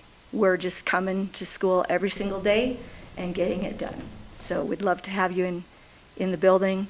If you can text me on the way down to our school, that helps. But if you show up, we'll fit you in. And watch out, because if we're short on subs, we'll probably have you cover a class. I'll take questions. There's just a lot of good things happening at our school. President, can I address one thing? Absolutely. I just can't say enough what a big deal it is that Whitehorse High School was recognized for getting out of TSI for students with disability, and the only high school in the state of Utah to do that. When I was at Courageous Principals, I was talking to another district leader within the state from a very large school district with lots of resources, and she was quizzing me about Whitehorse High School. And would it be okay if I reached out to Principal Schaefer and see what her team's doing and how's this working? Because we haven't been able to make this happen. So while again, it's just numbers, I don't know that, like, it's hard for us to comprehend this big complex school accountability thing, but this is something I just can't celebrate enough, this accomplishment, and we're so proud of her team and what they've been able to accomplish with this. So I just wanted to throw that in there. And that's it right there. It's a team.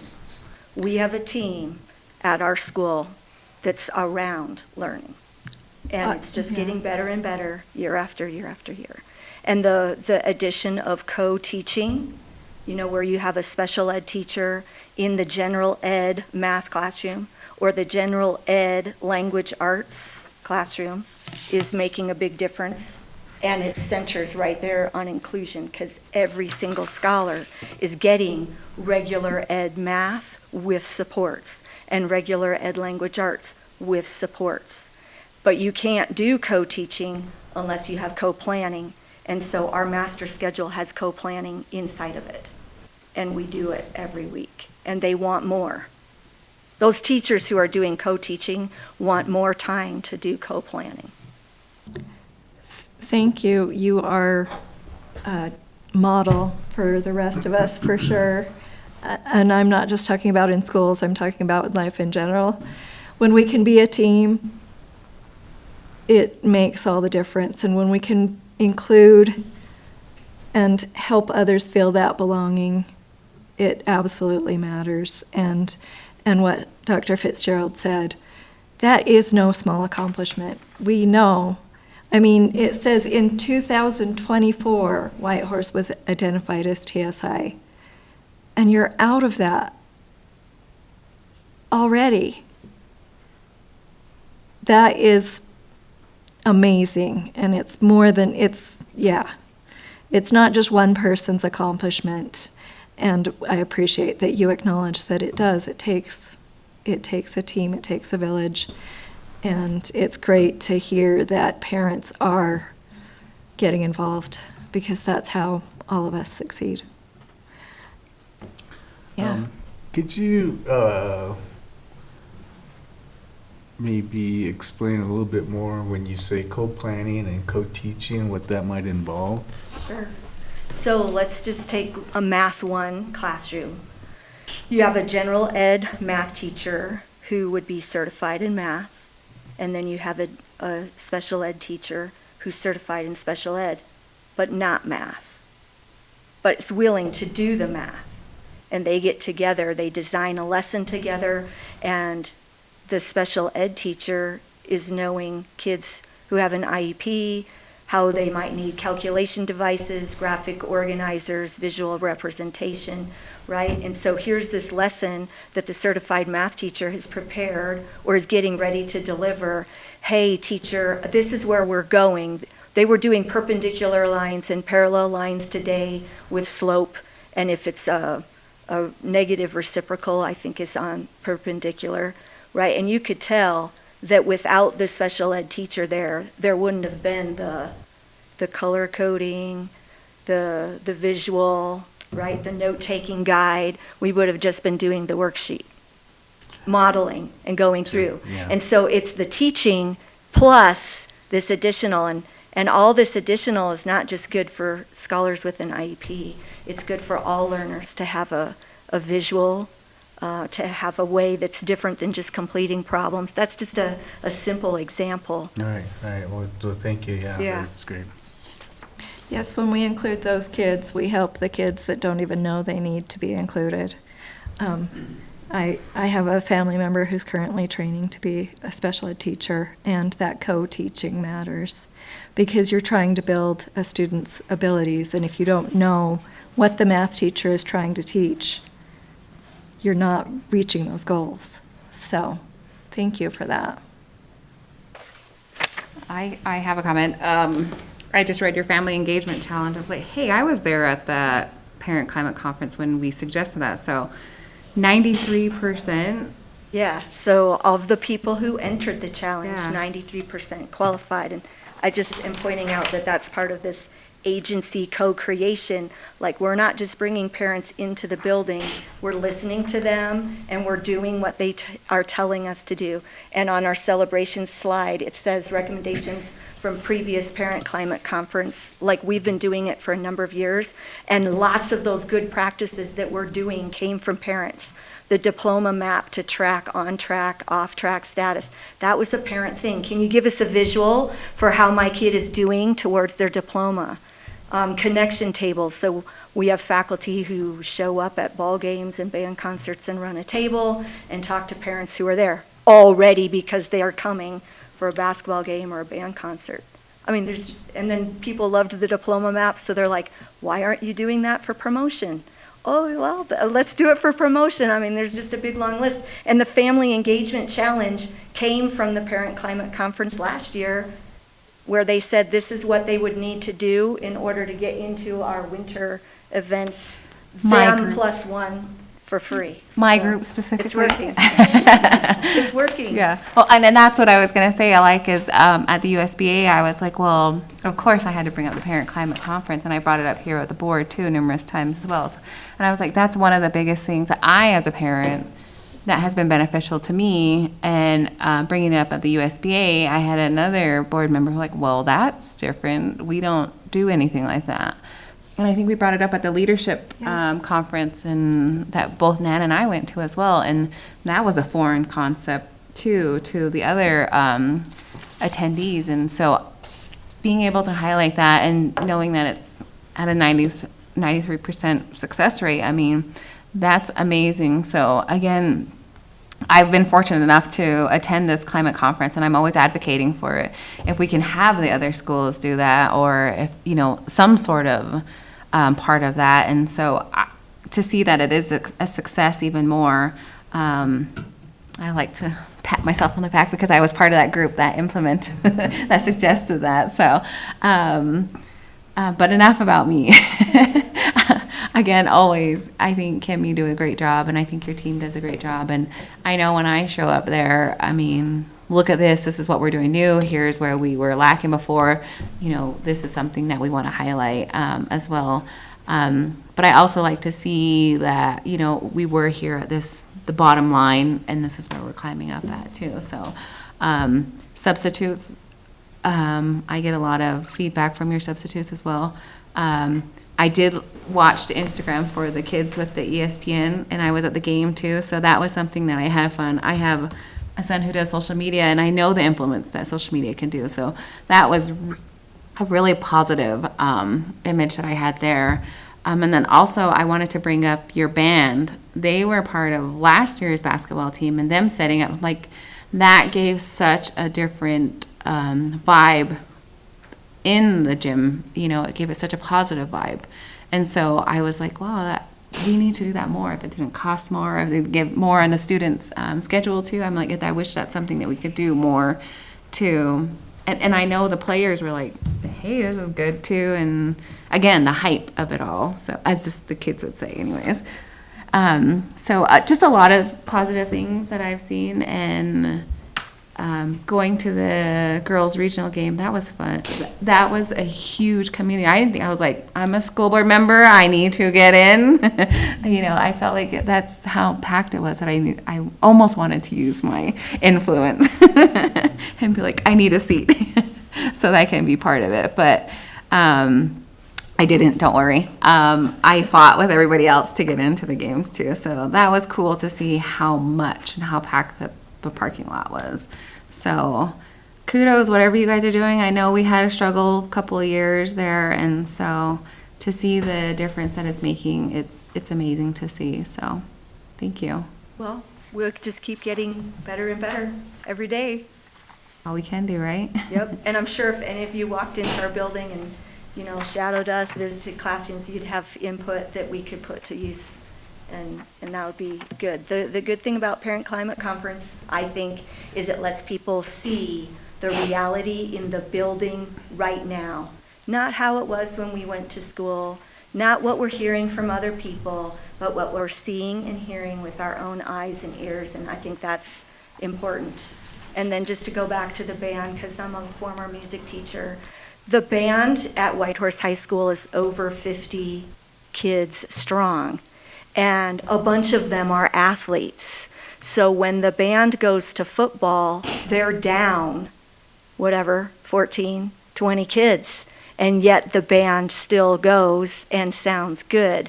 And they had our band play the Star Spangled Banner at the Constellation against Wendover on Saturday, which was really cool. That's cool. Yeah. So, yeah. I'd just like to tell both Jenny and Kim that thank you so much for your presentations. You're two that I have seen so much professionalism out of in the last, in so many years, and truly inspiring, the work you do. So thank you. Definitely. Yes, thank you for taking the time to present to us today and including us when we are able to get into your schools, because we do like seeing these successes. So I guess we can move on to the next thing, which is Strategic planning collateral. Yep. So we were hoping to have one more updated for you. This one is got a lot of revisions, so while we have it as a possible action item, we'd ask you to not even consider, because we're going to tell you some of the changes. First off, the huge picture of me has got to go, so we've already given that feedback. But let's just go through, and Eva, I don't know if you want to come up to the mic and share, because I know she doesn't like to talk to the mic, but Eva has been working closely with me and with Education Elements and making these changes, so she's going to, I can speak to some of them, but Eva has a real handle on. So do you want to just add a few of the things that you'd like to highlight, and I can add anything else? Yeah, you just pulled that That's up. number 6, Jared.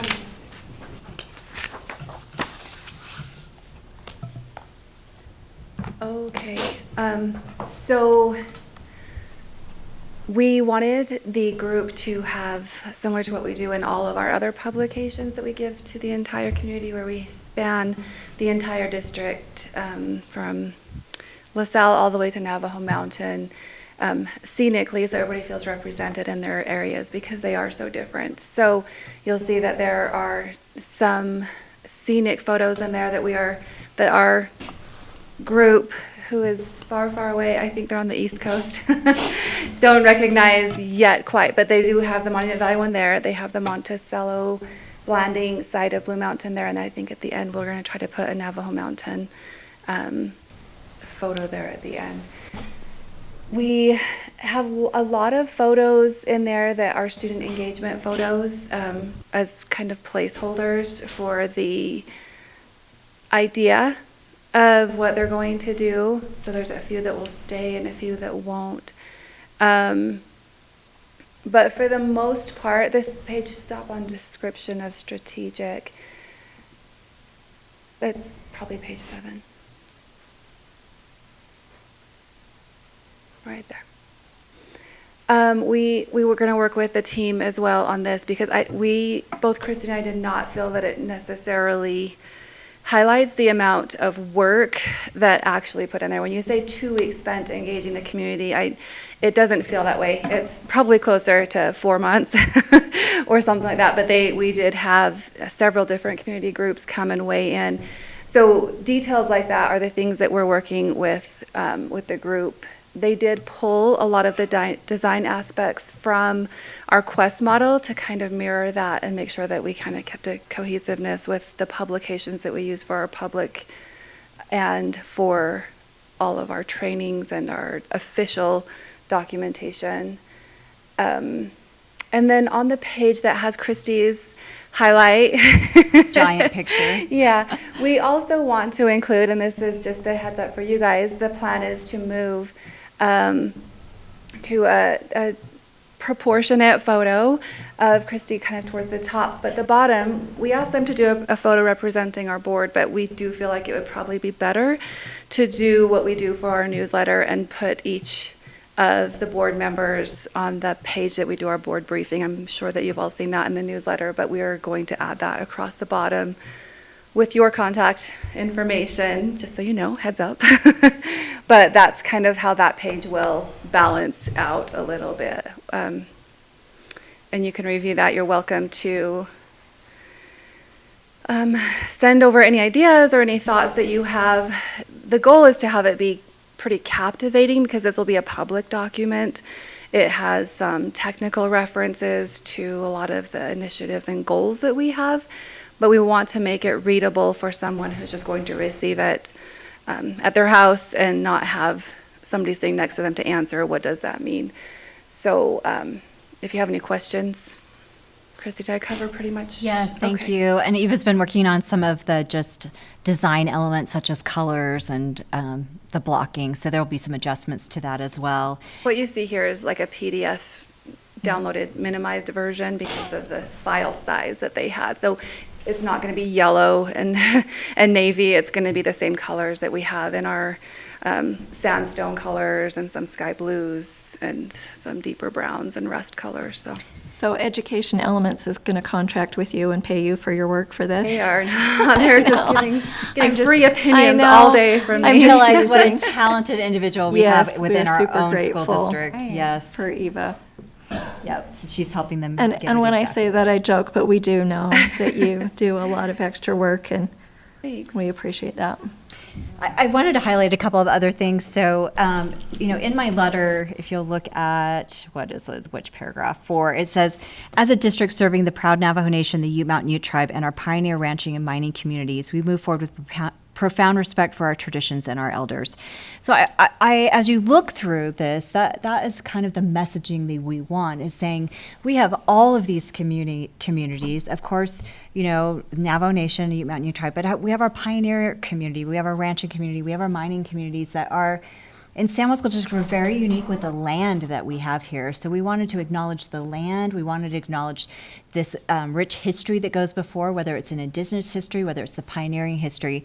So as you look down through how this has been set up and you look at the pictures, you look at the language of rigor, relationship, relevance, and resilience, that's tying all of that together to say each individual in this community and each student has a part of that, whether they're, no matter what community they're coming from, no matter what family they're connecting with, they have a connection to the land and they have the connection to their history. So as you look at the strategic plan, yes, we're focusing on our goals and where we're going for the future, but we're doing that through a lens of reflecting of where we've come from in the past. So I just want to note that's where that's coming from.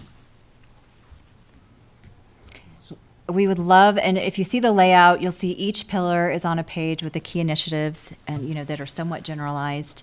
But we are very open and really would like the school board's feedback on anything from the design to any of the language or anything you'd like to see added or taken away, or that we'd really love to hear your thoughts. I like the board picture as far as I think it needs updated, but I actually, unless we need to have our names in our contact, unless you feel like that's a critical thing, then I will, then I will retract what I'm stating right here. But I actually liked it. That looks like work happening there. It's not just our faces. It's not our faces, though. It's work. That's It's the what wrong a board ought to be It's doing. the other is board, Conducting business. and- Can I address that? So kind of why we made that decision, and we could still include this picture as a working Replace. thing, but our school district is so spread out that we have so many community members who have never seen the face of a board member, that we like the idea of them seeing, who is Ron Nielsen? I don't even know who he is or what he looks like because I live in Navajo Mountain. Or who is Colleen Benali? I live, out in LaSalle, and I've never met her or know who she is. So a little bit of why we started doing that was to say, hey, because we're so distance separated that it's just one more way to connect and say, this person's advocating for me. Here's who they are. I mean, we will take whatever advisement from the board, so we can change that, but I wanted to let you at least know why we made that decision and thinking about how do we connect our community by helping. I mean, you are the elected officials and Yeah. so, yeah. Anyway, yeah. If you feel From a- strongly, I can agree with that. I design personally- aspect, I think that we have enough empty Yeah. space on that page that just in the gaps between paragraphs, between spacing, this is just technical from what I stare at my computer all day, but I think we probably could do both. I do love the idea of the students in there, and I think that if we balance out, Could you update the board so it's this board? Because that is. just swap heads on people, I can do No. that. You probably have to snap a new picture is what I Absolutely. was advocating. I think they're using the ones I'll put whatever head you want on there. on our badges, right? I would be an advocate for an updated board picture. Of course, Like yes, you said, yeah. they Yeah. know. Because that's If you, probably, I can do a couple of different balanced and designs. we have a new on BA there. that's here now. and maybe we bring a couple of options for next board meeting that you could kind of see what, and then the board could decide which one they like the best. Yeah, Well, I would like to say that I do like the Listen. idea of having our contact information. It is part of the Unite and Engage. We do want people to be able to know that we are there advocating for them. So I think it's great to have that in there. I'll try to do both on there, So- for both. I love the pictures. Do you think we could have a picture of students from each school and perhaps a little footnote, students from Such and Whitehorse, or something like that? A little caption. Because of the distances, you know what I mean? Identify. that ends, Yeah, so- we can try to do that. I think I counted a total, including the scenic ones, I think a total of 11 pictures in there. So in the effort of trying to keep the focus on the data and the information, we may have to combine some things because we have the 12 schools and then we'll have the board photos Yeah. and then we'll have the scenic photos. So I guess our attempt to represent the communities in the scenery, if you'd like us to try to attempt each school, I can see if we can fit something like that in. I have an idea. I'll Okay. talk to you about it. Okay, yeah, With that recommendation. we'll keep notes on that and see what we can do. Chrissy has a Are we adding any more data or anything else more to it? Or just So that Chrissy we're? and I are going to work together on that 3-page stack that has 2 weeks of community engagement portion and try to be a little bit more specific or descriptive of what that entails and the extensiveness that it was, so it doesn't just look like we surveyed for 2 weeks in the community, because it was a lot bigger deal than that. And I think the group that wasn't participating is the one who created that visual. And so they're not like necessarily, they're just gathering data and putting numbers on there, and they didn't live it. And so Christy and I have that on our list of things to edit, is that page in particular, to give people a better picture of what the efforts that were made to collaborate all of that. So it will be more than 7 pages, like 7 pages or? Ideally not. I don't want it to You wanna be keep it much less longer than- than So it's that. that page that they're just changing the way that's Okay. represented. Like Gotcha. the idea is that it say very visual, very concise, that it remain captivating, and that doesn't turn into a thesis document that we're mailing out to every family, so. Okay. And we will also create a shortened version of this as well. That's Like a just more of like a postcard. pamphlet or Yeah, postcard bullet or points, one yeah. page, yeah. Okay.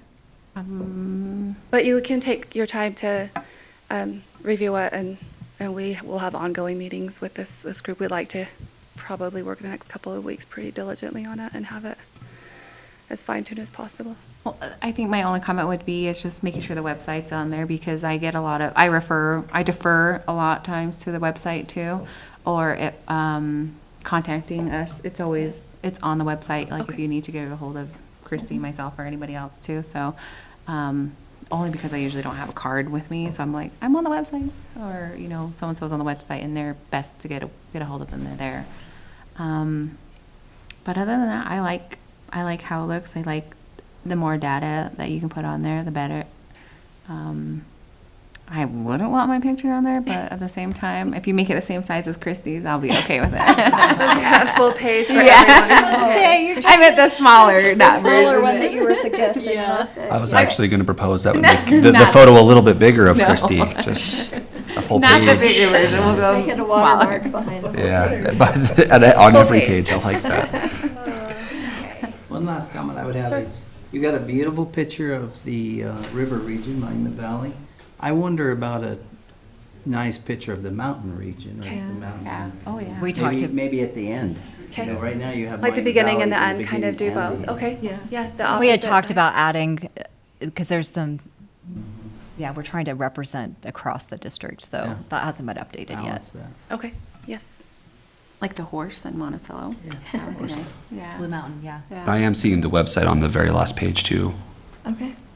It is on the last page. just at the very bottom. Oh, It's yeah. not like There saying it is. contact us, but it's. But that would yeah. be a good page to consider a mountain region photo for the close. Yeah. Okay. I like it. I like the colors. Thank Good you. work. Yeah. Thanks, Eva. I know I put you on the spot, so I apologize for that. And if you think of any other recommendations, please reach out to me. We're trying to get this done in the next 2 months. So, but hopefully we can bring some options for you for next month and go from there. Okay. Let's take some time on the legislative updates. So- Okay. Luckily, the session ended on Friday. And so first, I just want to acknowledge the great work of, our state legislature and many of the things that they have done to support education. Also, there are things that we will need to be implementing and putting in place. Also acknowledging that the governor has not signed off on the majority of the bills yet, so they officially will not be approved and going into law until he does that. So I just want to make sure the board is aware of that. You do have access to, I think you were emailed as well, the JLC items as well, so you can see the things that were supported, those that had no opinion, and those that we also opposed, and how many of those passed. So I think that's something to highlight, is your work as school board association and superintendency, really getting our voices and how that's impacting legislation. So thank you for all of your efforts there. I did put the USB legislative tracker. I have another tracker if you want more information. I really only want to highlight 2 things today, just for the sake of time. And I know we're going to have our regional meeting coming up where they're going to highlight some top legislative actions as well. I want to highlight House Bill 75, which is our Q-tip program bill. This was a very specific bill written for us in Uinta a number of years ago, and so there was some modifications. So this was approved, and this is one of the first education bills approved in the session, so that makes me very excited to know that this is supportive of the work we're doing, the outcomes that we're showing are positive outcomes. In this bill, the amendments are authorizing additional expenditures that grant funding could be used for.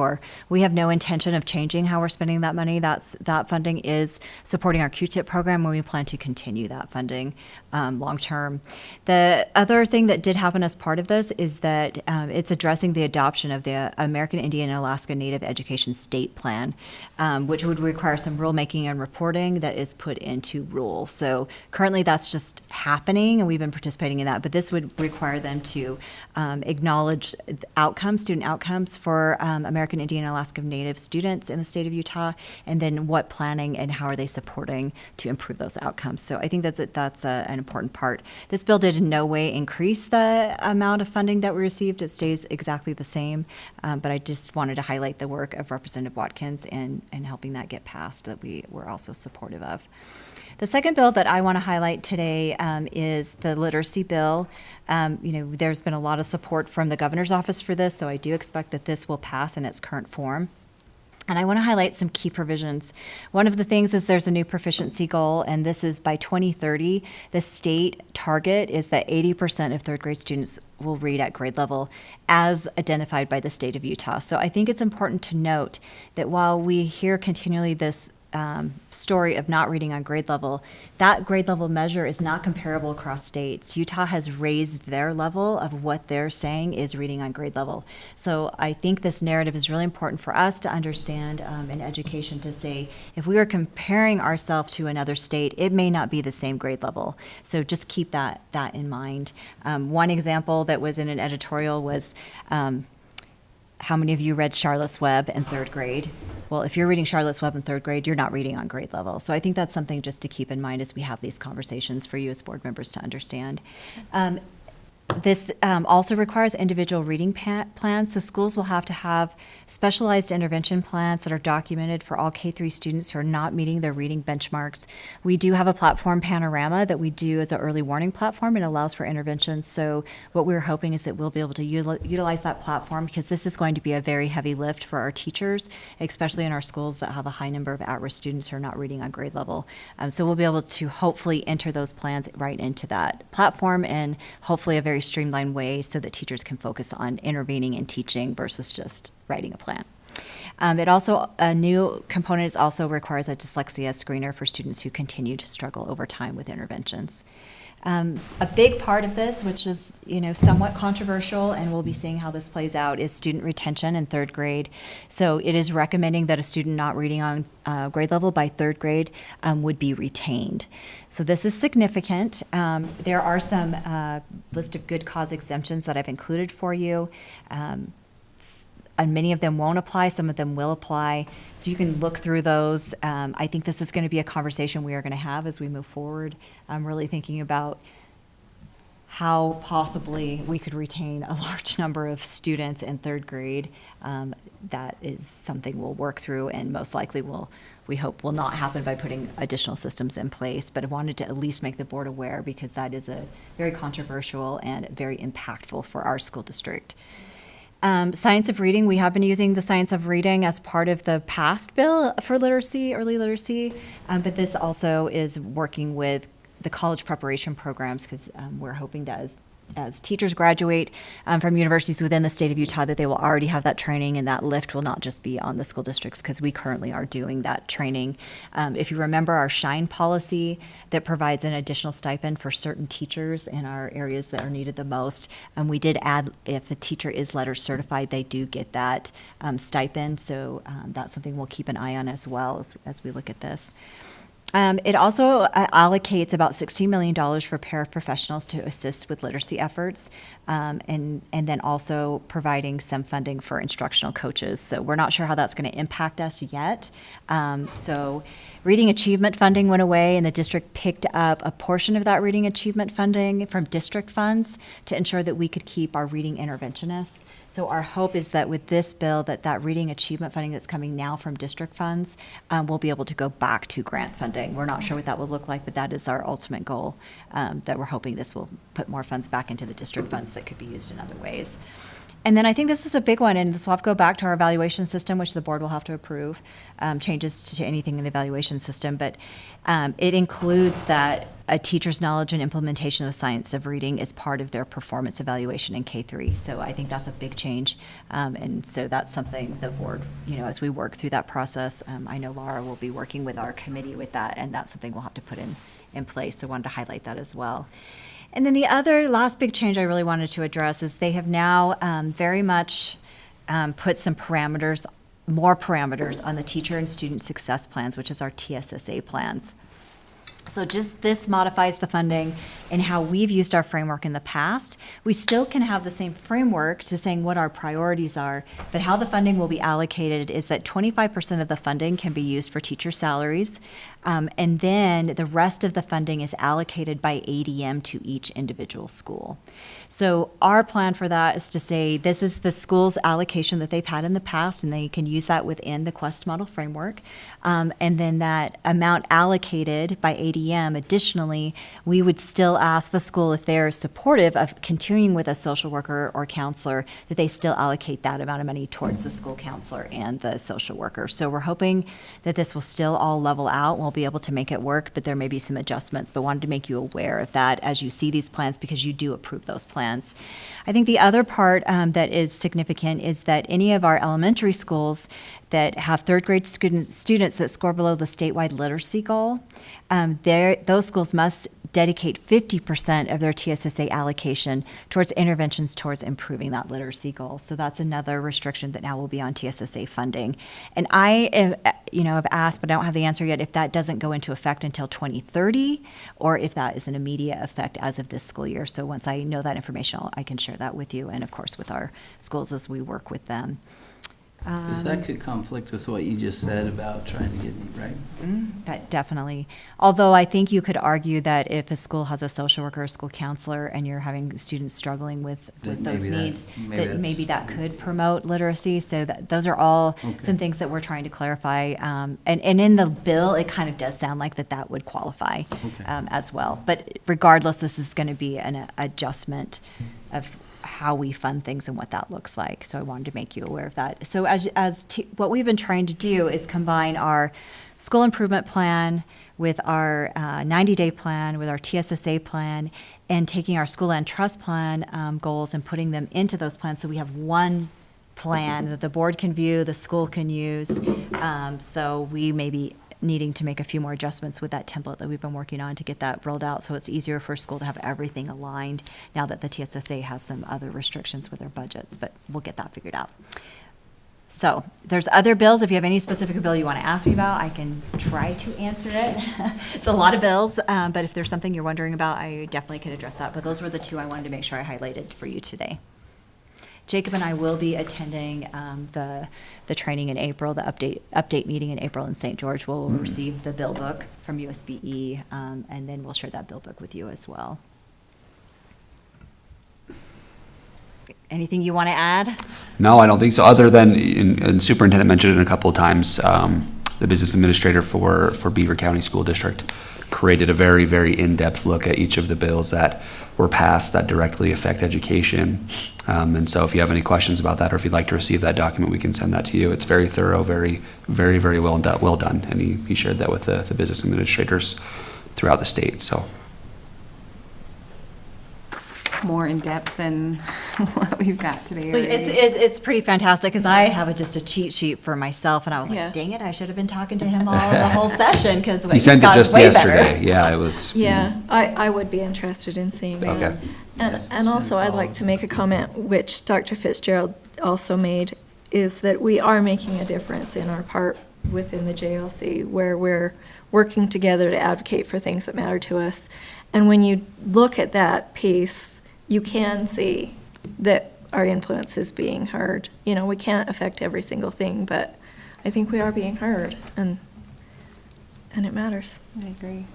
So, And I like the fact that Christy reiterated too that we're all going to be collaborative with one thing, even though it's all separate restrictions and, you know, Yeah. what could be holding us back on one, we can bring back on the other. So that makes it easier, I think, for teachers, principals, administrators, and even us at the board, that we can still be umbrellaed under one thing. So thank goodness it wasn't too much change at the legislation. So thank you for doing the cheat sheet. That helps too. So if you're good with doing did we have any other comments related to that? no. If you're good with doing the school update and then the capital follow-up, I think we'll take a break after that and then go into the other things. So that Okay. So that we won't be hangry by the time we get to the serious stuff. Sounds good. All right. That'll change everything. All right. Would you mind just, opening that up there? And then you can just go straight to slide 4. Okay, great. Let's just take a look at the video here provided by Westland. And I can do some talking while it's going on there. So as you can see, the landscaping with the xeriscaping continues on throughout the site there. And after we're done with this, if we look at slide 5, you can see some of the xeriscaping, and we'll look at that after this video is over. The xeriscaping at the north side of the building is present in slide 5. They've started plant install that we will look at in slide 6 after this. As you can see in the video at the very beginning, the sign in the front of the school is installed. It's been repaired and connected to power. In slide 8, as we'll look at after this as well, you can see the flooring in the cafeteria has been installed. The carpet near the front entryway has also been installed. As you can see in the video here, exterior metal siding is ongoing. They're hoping to get that completed within the next few weeks or so. And then finally on slide 11 that we'll look at as well, you can see that the fence, and you can also see it in the video here as well, that the fence around the retention pond has started, that there have been some of the fence posts placed there. We're looking into that too, just to make sure that it's in the best position that we can possibly have it. But again, you know, the purpose for that fence was just to prevent the possibility of injury due to standing water. So, all right, if you wouldn't mind just going on to slide 5 there. This is the xeriscaping on the north end of the building. That's ongoing there. It's looking really good. Next, looking at slide 6, you can see this is where they've started some of the plant installs there, and that's ongoing throughout the whole site as well. Looking at slide 7, here's a better picture of that sign there, lighted in the background. It looks fantastic. Slide 8, this is the flooring in the cafeteria that's been installed there. Slide 9, you can see some of the carpet at the front of the building. It's hard to see, but on the bottom left corner there, it has the mascot, and it says something along the lines of BES Colts. So that looks really good too. And then if you go down to slide 11, you can have a better look of where the fence is around the retention pond there. And then finally, the window shades. Most of them have been installed. I don't know that there's a picture of the window shades there, but those are mainly in the cafeteria and in the gymnasium. All right. Any questions with Blanding Elementary School? When did you say we were going to have a tour of it again, an updated tour of it? I'm going to contact our superintendent over there to see if we can before the April board meeting. Okay. And at that point, some of the punch list items will be ongoing, and we'll have some of the repairs done that might be a little bit more eye-catching, and so that'll be a good time to go when a good chunk of the inside of the building will be presentable. Is there a date of turning this building over? Or? Not necessarily. There's a few factors that play into it, and so we don't have a specific date, but I can still say that they are ahead of schedule. And it's a June 1 completion date or June 30th? Let me It's look a at, June. there's a, June is what the They talked original about contract earlier. was. yeah, they usually have a calendar on here. I'm not seeing it this time around, but yeah, I would imagine by June that they would have the building turned over to us. Great. All right, if nothing else there, we can move on to the capital update here. Before we get into the vestibule pictures and everything too, we just, in some of our internal capital meetings, superintendent and our buildings and ground director, Steve Frankham, and I sat down, and we thought it'd be a really good idea to kind of share some of the future ideas and the future projects that we have brought to our capital committee that we want to see happen, hopefully within the next year or thereabouts. And we also thought it'd be a good idea, as we have our principals from our schools come present, it'd be a good idea to share some of the ideas that we have for those schools specifically. And so first we want to talk about some of the ideas that are going to go, hopefully going to start happening at Whitehorse High School and Montezuma Creek Elementary School. So some of the priority projects first starting at Whitehorse High School, we want to start xeriscaping, especially there in the front of the building. You know, right now the landscaping at the front is primarily grass and other plants, and with this, the sprinklers around the building have caused some water stains on the building.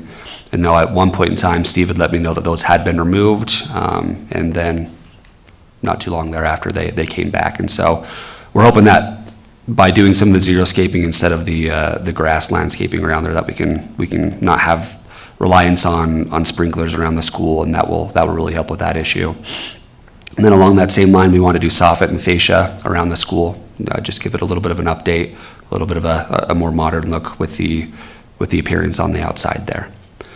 And then looking at Montezuma Creek Elementary School, and Principal at City actually shared this in her thing as well, but there are several stumps in the grass playground in the back that the students are playing on. It's a bad trip hazard. Steve Frankham brought this to my attention a little while back, and we believe that, it is a safety hazard, and we do want to get those stumps removed. And hopefully, and Steve, correct me if I'm wrong too, but we're hoping that will happen sometime during the summer break when the students aren't there. And then at the current time, we have some current bathroom remodels that are ongoing, some that are finished, and we just want to continue with that momentum and do the rest of the bathrooms throughout the school there at Montezuma Creek Elementary. I believe this one's already either been approved by the capital committee or by the board, but we're also hoping to do, to update the flooring just throughout the school. Obviously there's the new flooring that's there by the admin area and the new vestibule area, and we just want to update the flooring throughout the school as well. And then during this fiscal year, some of the projects that are obviously ongoing or that have been completed, during this fiscal year, the interior of the school had some repainting done, and then we're nearing completion on the vestibule projects as well, which included the addition of several office spaces in the building. So before I get on to the current vestibule projects, are there any questions with any of those plans for the next year or so? I know Jenny had brought pictures, I think it was the last school years, of the walls and everything of the elementary too. Are those, there was some damage and stuff too, were those addressed in that capital project as well? Or? Do you know, Steve, if at any point in time, if you want to address too, you can. So the windows, you say? It was the walls, I think it was the walls, Jenny, right? There was some holes in the wall and things that needed to be addressed the last time. I know she had brought it as part of her challenges in her presentation as well, so I just wondered if that was added to the list of capital projects that needed to be done there at Montezuma as well. Not capital projects, it's just on my list as Or maintenance? pure maintenance. Okay. And yes, those items are being addressed, we've replaced windows, they're all. Steve, will you fine. come up to the mic for us, please? Okay. Thank you. So we've added those items to our maintenance list rather than the capitals list, they're smaller. Because it is a We've small- added those items to our maintenance list rather than the capitals list because of the size of the projects. A lot of them have been completed. We are very adamant about making our schools, all of our schools, really nice and clean and productive. Montezuma Creek Elementary, we've replaced some of the glass just because they're cloudy inside. We've been replacing blinds. We've been patching holes. All the paint on the interior has been taken care of. So we feel that we're moving in a very positive direction. We are not 100% finished yet, but That's we are good. working on Okay. all of her concerns. Any Okay. other questions? I don't know yet. Okay. Is the sidewalk considered part of capital, or is that just an ongoing? That's another maintenance Okay, thing that we will work on. It'll most likely a summer project. okay. I anticipate that'll be taken care of. The stumps will be removed. We have a landscape contractor that's come to look at the grass field to see if we can figure out why it's not growing the way it should be growing, adding supplements to the soil. And our proposal is that we just plant half that field so that it's easier to maintain. We can have half a field that's amazing to play on rather than no field. Right. So I guess my next question would be, do we have like a list of things we've gone through with maybe a walkthrough with Jenny or a walkthrough throughout the school or the grounds and everything else that we haven't put on the list or that could be a We've got an capital ongoing project? list just for all of our schools and property sites and that we've gone through pretty extensively with our capital committee, Ron and President Barton. And, it seems every day we're adding more and more to that list, but yeah. Okay. Well, I can see you guys all shaking, but I'm Yeah, looking right. at Jenny because ultimately Jenny's there at the school and, sees For a little sure. bit more, so. And most of the things that are on the list are just, Steve doing his roundabouts and Okay. ideas that come from either community members or the principals. And I would add that, when Steve first came on, he went to each school and met with the principals and walked the building and received input. That was one of the very first things that he Okay. did in his position. We also have a system for work orders, so if there are items, we ask that they be entered into that system because that's how Steve tracks Okay. many of those requests. So there's a variety of ways we go about it. His team also, when they're in their buildings, add additional things that sometimes they're technical things we don't even know is wrong. So, we have quite an extensive list for each of our buildings.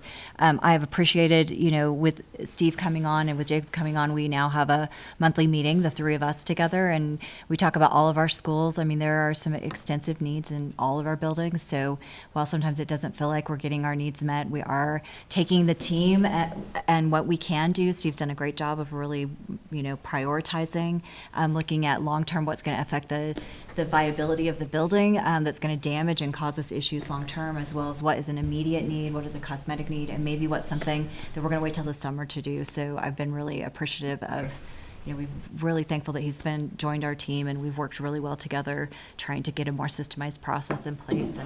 And I mean, he runs an amazing team. Those guys are working every day to take care of our buildings and make sure that that's happening across the district and not just in certain communities. So I can't express my appreciation enough for our facilities, our buildings and grounds team, and what they do every day. For sure. I can't talk enough about Steve and just the love that he has for all of our schools, all of our buildings within the school district, and so I'll take the opportunity to do so in a public meeting. Steve he's been fantastic to work with, and he really does have a passion to make San Juan School District a better place, so. Let me add two more items. Last year, we tried something somewhat new in all of our schools. We had all of our principals and the staff in the schools. We said we want to have one day that we just dedicate to your entire school. I'll have my entire staff go to your school, give us a punch list of some things that you think need to be taken care of. And that was really successful. We were able to go in there and take care of a lot of the immediate needs. The other thing I want to say is when we have principals like Jenny that are willing to continue to look at things, find things that they think are important, and to communicate that with us, Jenny is amazing at communicating those needs. I wish I was that amazing in accomplishing those things, but we have a small staff, and we have lots of schools with very, very similar needs. Right. That's probably why we aren't 100% finished with all of everybody's needs. Well, and I don't mean to impugn on your work or question what you're doing, but I wanted to make sure that it is publicly acknowledged as well, because even I get asked a question like White Horse, for example, the sprinkler stains on the building, that's been brought to me from students, parents, grandparents, teachers. Probably for several years. Yeah, for a long time. And so I just want to make sure that, and of course we want our buildings to look as beautiful as can be too, so, and that everybody's Our goal is taken to care of. have the fronts of our schools looking like we love our schools. And White Horse, I hoped that we had had that done 6 months ago. But Just my dreams are not as fast as my abilities. at least we know it's eventually. We'll dreams get are there. quicker than you Yeah. Thank you so much. Well, you might need to stay up here because Any question? You Well, I'll go on to the vestibule projects now, and unless Steve wants to jump in on any part of those too, he absolutely can feel free to. But so let's actually take a look at San Juan High. The pictures of Montezuma Creek are the same from last month. There hasn't been a lot of substantial change except for the window, but I haven't been there to take a picture of the new window in the front there too, and so I can get that one updated from you as well. But so yeah, talking about Montezuma Creek first, though, that one, like Jenny had mentioned, is nearing completion. It's getting to the point now to where they can start moving everything in. So, and then moving on to San Juan High School there, I'll look at some of these pictures here, and I do apologize. Sometimes they upload out of order, so I'll just talk about them kind of generally as we just scroll through there. They've made a lot of progress this month on here. The roofing at the front of the building is ongoing at this point. The framing on the outside is nearing completion. The masonry is ongoing as well, looking great on the exterior of the building. On the inside of the building, as you can see in this picture and the future pictures as well, that sheetrock has gone up inside of the building. They've cleared the flooring at the original entrance, so if you remember what the tile work looked at, when you walk into that first original entrance, they've cleared the tile work there. And they've started tile work on the walls inside the lobby area that you won't see in this picture that have just started, I believe, this week. As you can see throughout these pictures, the office spaces and the conference room are really starting to take shape. It's starting to become clear what the end project is going to look like for all of these. As for the concurrent enrollment area, if you go, I believe they're closer to the end there, if you wouldn't mind just, there's the original entrance for the lobby. So yeah, it looks very different than it did before. All right, and then here's where the concurrent enrollment area is. As you can see, they're nearing completion of this area. The ceiling is mostly finished and put back in. There's a few things, a lot of it technology related, that still needs to be done, but the carpet has been completely replaced in this area. And and it's been repainted as well. Looking at some of the most recent dates, substantial completion is currently scheduled for March 31st, with final completion tentatively scheduled for April 14th. All right, any questions with current vestibule projects? And so is San Juan on track for that, or is it? Depends on a couple of things. We're hoping they're on track for that completion date. But, you know, that one's, we've had to move back a few times, and, you know, and so it's possible that we'll still have to, but at this stage, they're moving along, and they're moving along fairly quickly. So I'm hopeful that we'll be able to make that deadline. And that'll include the grounds too, because, I mean, all the equipment and going back. Yeah. So that deadline is for the totality of the project, including some of the landscaping at the front of the building too. Are we putting grass back in there, or are we doing the xeriscape? Yes, for both of those. So some of it will be grass and some of it will be xeriscaping. Mm-hmm. Is the grass sod, or are they seeding it? I think they're doing sod, right, Steve? Yeah. All right, perfect. Well, while we have Steve here, let's go ahead and move on to the Albert R. Lyman Middle School and Monticello High School entryway projects. All right, so I'll just give some background here. As you can recall, in the past few board meetings, I mentioned that we'd have the bid results back for the entryway projects that are going to happen at Albert R. Lyman Middle School and Monticello High School. What you'll see here is the bid tabulations for both of those schools, and these are for all of the qualified bids that met all the state requirements. So the bids that you will see in there are the ones that met requirements like bonding requirements, security bonding, et cetera. And so if you'll open up that first one called ARL bid tabulation, Jared. So I've attached the bid tabulations for both projects. Looking at ARL, we had 2 qualified bidders on this project. See if that wants to pull up. Okay, perfect. So the low qualifying bid on this project was Trihurst Construction, and you'll recall that Trihurst is the company that we currently have contracted on our vestibule projects at San Juan High and Montezuma Creek Elementary School. You'll also notice on this bid tabulation that there are 2 bid alternates on this project, and I'll speak about what those are, and Steve at any point can jump into. So for ARL, alternate 1 is the inclusion of 2 classrooms.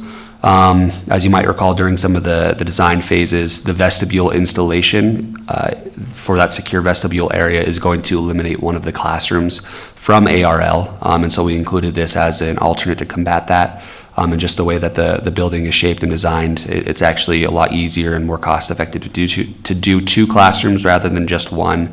And speaking with the principal there, Ryan Palmer, they could absolutely put use to those 2 classrooms, both now and in the future.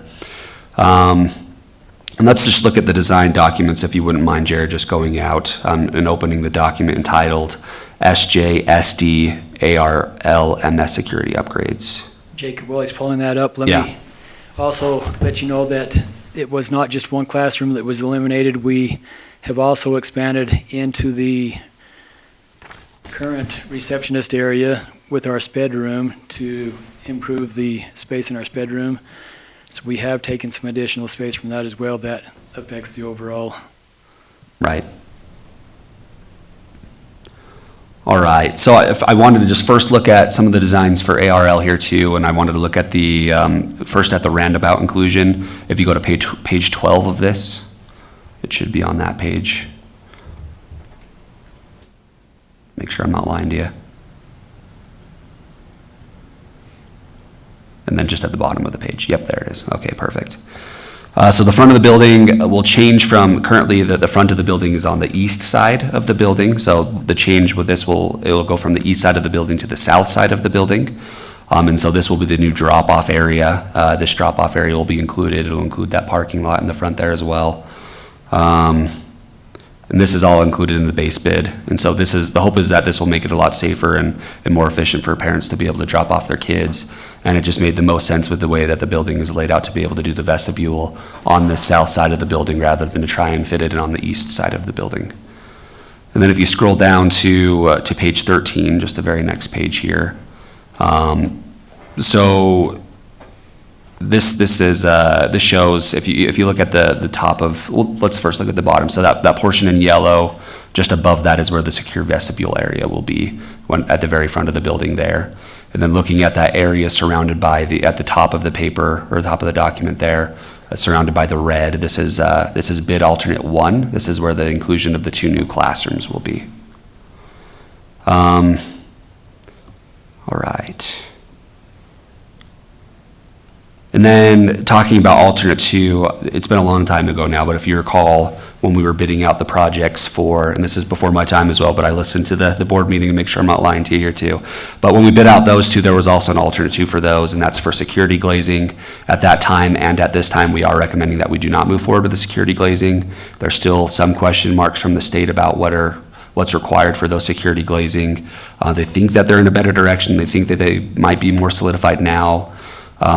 But there's still enough of a question, and Steve can probably talk about that more than I can, but there's still enough question mark in the air that it wouldn't be our recommendation to necessarily move forward with that, but we will leave that up to the board if you feel like that's a good route to go, because there are some pros with the safety glazing, regardless of whether or not they are going to be up to state code, state standard. So.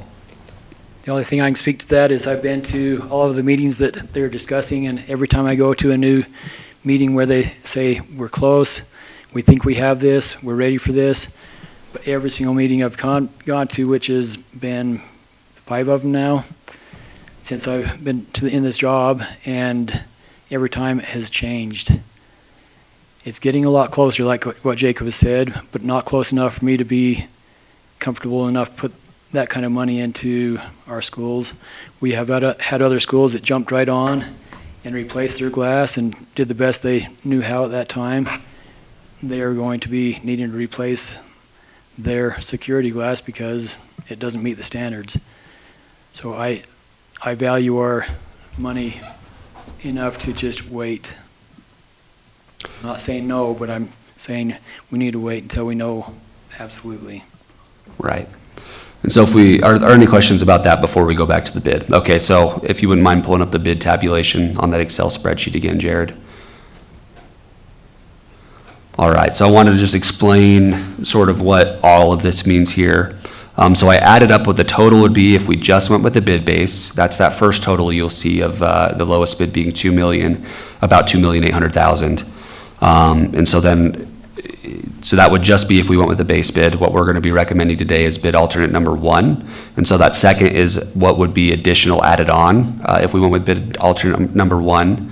And then if you look at the column G, that would be the total base bid plus bid alternate number 1. And then that's the same with bid alternate number 2. That was the base price for bid alternate or that would be the additional price for bid alternate number 2 in column F. And then the total, if we went with the base bid plus bid alternate number 2, you'll see that in column H. And then if we went with both alternate number 1 and alternate number 2 with the base bid, that total you'll find in column I. So just to clarify, base bid would be the vestibule and the parking area. The bid alternate 1 is the 2 additional classrooms. Mm-hmm. And your recommendation is? My recommendation is to do the base bid plus bid alternate number 1. Not the classrooms. No, That is the would include classrooms. the classrooms, Mhm, yep. yes. And I agree with that. I also recommend the base bid and the classrooms. So the total for both of those you would find in column G. And the Principal Palmer is also in agreement of bid number 2 as well. Yep. Correct. He's very. I met with and toured the school today. I was gonna invite the board to do that, but I didn't want to not give you time, but I went on my own, and there is a need. There is definitely a need for those classrooms. They will not be just storage space. They will be used right away. So. Yeah, so Principal Palmer is very supportive of bid alternate number 1. Remember, we are reducing classroom space by the vestibule project, so yes, by not adding the classrooms, he would he's have to already redesign. losing a classroom. Yes, so it does have an impact that would be negative. So while there isn't a cost here, I think the other thinking is that if you do it now versus later, thinking about the life of this building, the life is there. That's been part of our conversations as well. So saying adding those classrooms long-term is beneficial and less costly now than it would be in the future. This is a discussion we've had, pretty extensively internally and as well with our capital committee, and we feel like that's the best direction to go. And so again, you can find the total for what we're recommending in column G. All right, and then moving on to Monticello High School, if you'll open up the bid Jacob, tabulation. can I Oh, yeah, go ahead, add a little bit Steve. to the base price? That base price might seem like it's a lot. Part of that is because we are taking advantage of this situation to improve the front of that building. We are redoing the landscaping. We are getting rid of the berms that come up into the buildings. We are having water damage and damage to the concrete. So right now is a perfect time to address those items. So if you're thinking that's a big number, it's a big number because we are taking advantage of this moment in time to improve that school as well. Thank you. All right, Jared, if you would open up the bid tabulation then for Monticello High School. So again, on this one, we also had 2 qualifying bidders. And again, the low qualified bidder was Trihurst Construction. And so in very much the same way, we had 2 alternatives on this one. So the base bid is just the vestibule area, the security vestibule area, and redoing some of the office space in that area to accommodate the new vestibule area. And then bid alternate number 1, and we'll look at it in the plans as well. Bid alternate number 1 is to include, the base bid also includes, Monticello High School is, I believe, our only high school that doesn't have a concession stand inside the building. And so base bid also includes the installation of a concession stand where the current home economic classroom is. It'll still be the home economic classroom, but at the very front of that classroom, there'll be built in a concession stand, and we'll look at that on the design documents as well. Bid alternate number 1, so currently there are no bathrooms that are accessible to the public that are nearby the gymnasium, and so bid alternate number 1 would be taking what is currently a gym space and turning that into bathrooms and those are again going to be right across the gym. And I'll show you where the near bathrooms are on the design plans right now, and show you how much shorter that distance will be for people attending games at the gym to have to walk to get to a bathroom. So that's bid alternate number 1. And so again, that'll be our recommendation. But for now, let's pull up the design plans. This is that second SJSD MHS security upgrades. And let's start with page 18 on this one.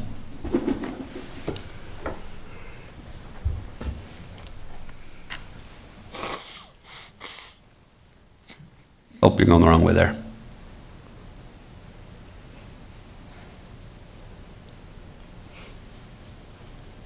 Okay, perfect.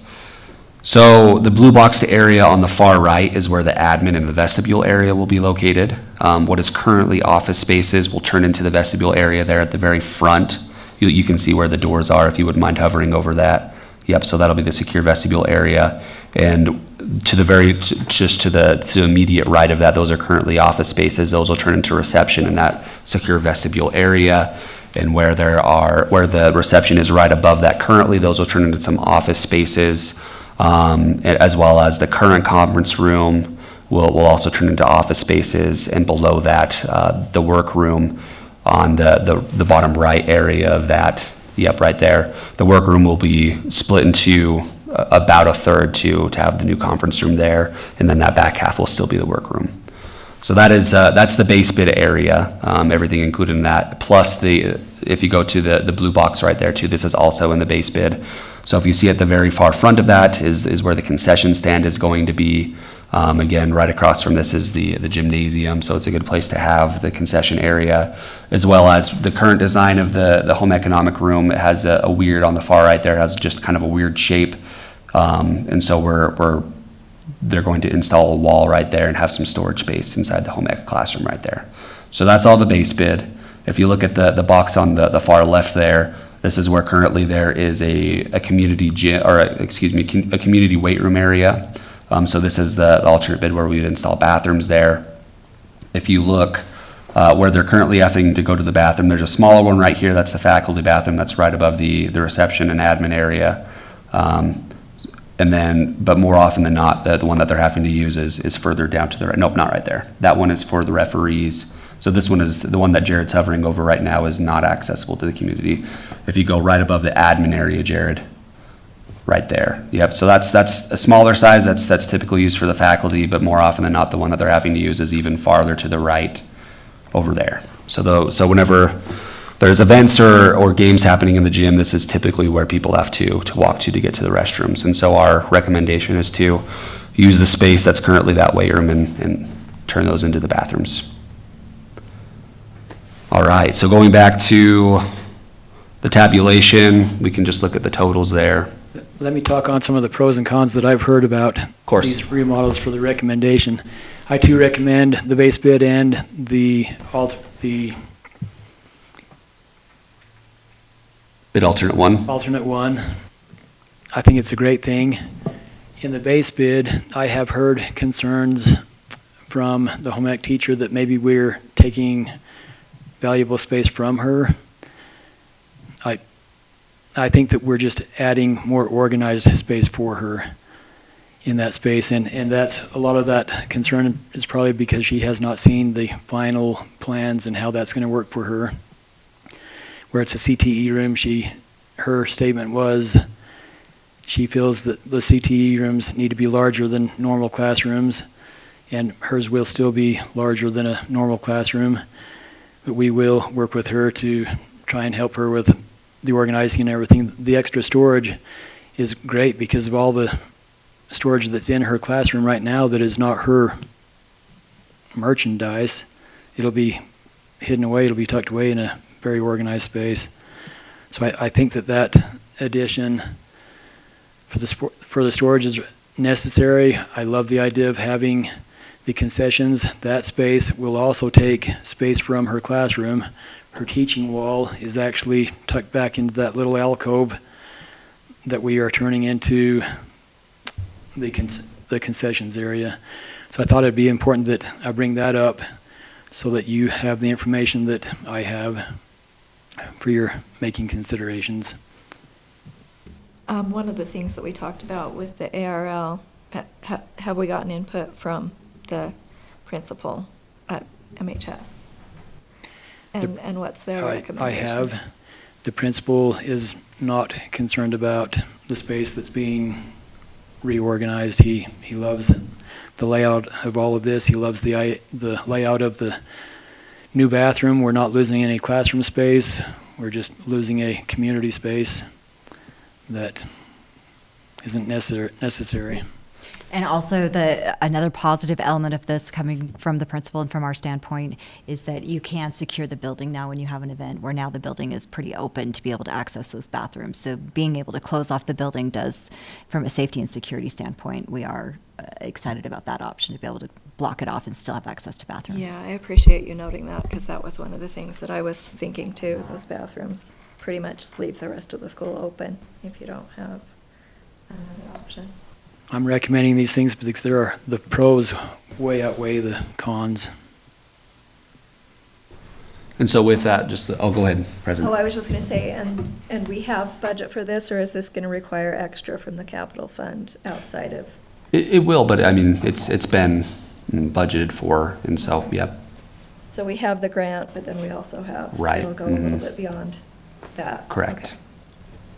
I just wanted to make sure everybody was aware of that part. Great question. That's for both or just Monticello? For both, yeah. Okay. Because I'm looking at ARLs and it's only 30,000 less to do the both alternate 1 and 2 for the vestibule on that one. So, But the alternate was the glazing, which we're going to wait for probably. Is that correct? Correct. Okay. I mean, ultimately, if the board feels like it's a good idea to move forward with the glazing, we absolutely can. We can also include bid alternate number 2. I is the one that's, or the One. But number The 1 is, yeah. Okay. And you can do both of those as well. And so if you look at the very last column with totals, that includes the base bid and both of the alternates, if you wanted to include both alternates. But that's per your recommendation as well, is to do bid 1 base with the alternate 1. Just alternate 1. Alternate 2 with the safety glass, I don't feel that we're quite there yet. Okay. It's not because I'm insensitive to the safety of our students. It's because I am very sensitive, and I'm sensitive to that as well as our finances. Right.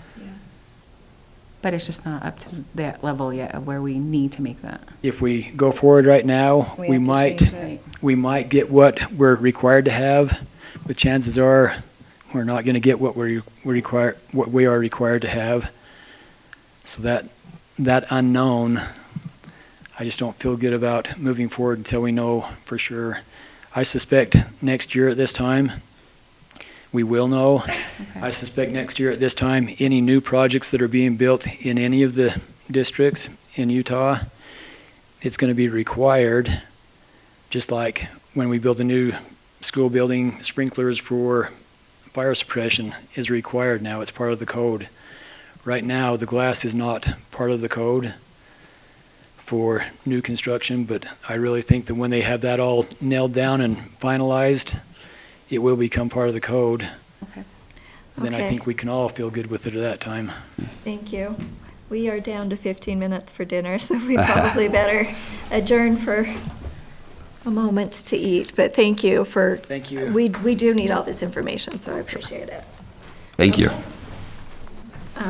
We don't need a motion, do we? We're just adjourning to see how fast you can all eat. Yeah. Thanks for letting us go. Okay? All right.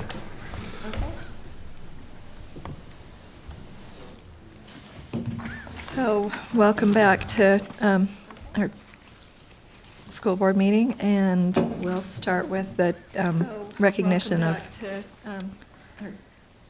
Gina Grover for the San Juan Sweet Job Award today.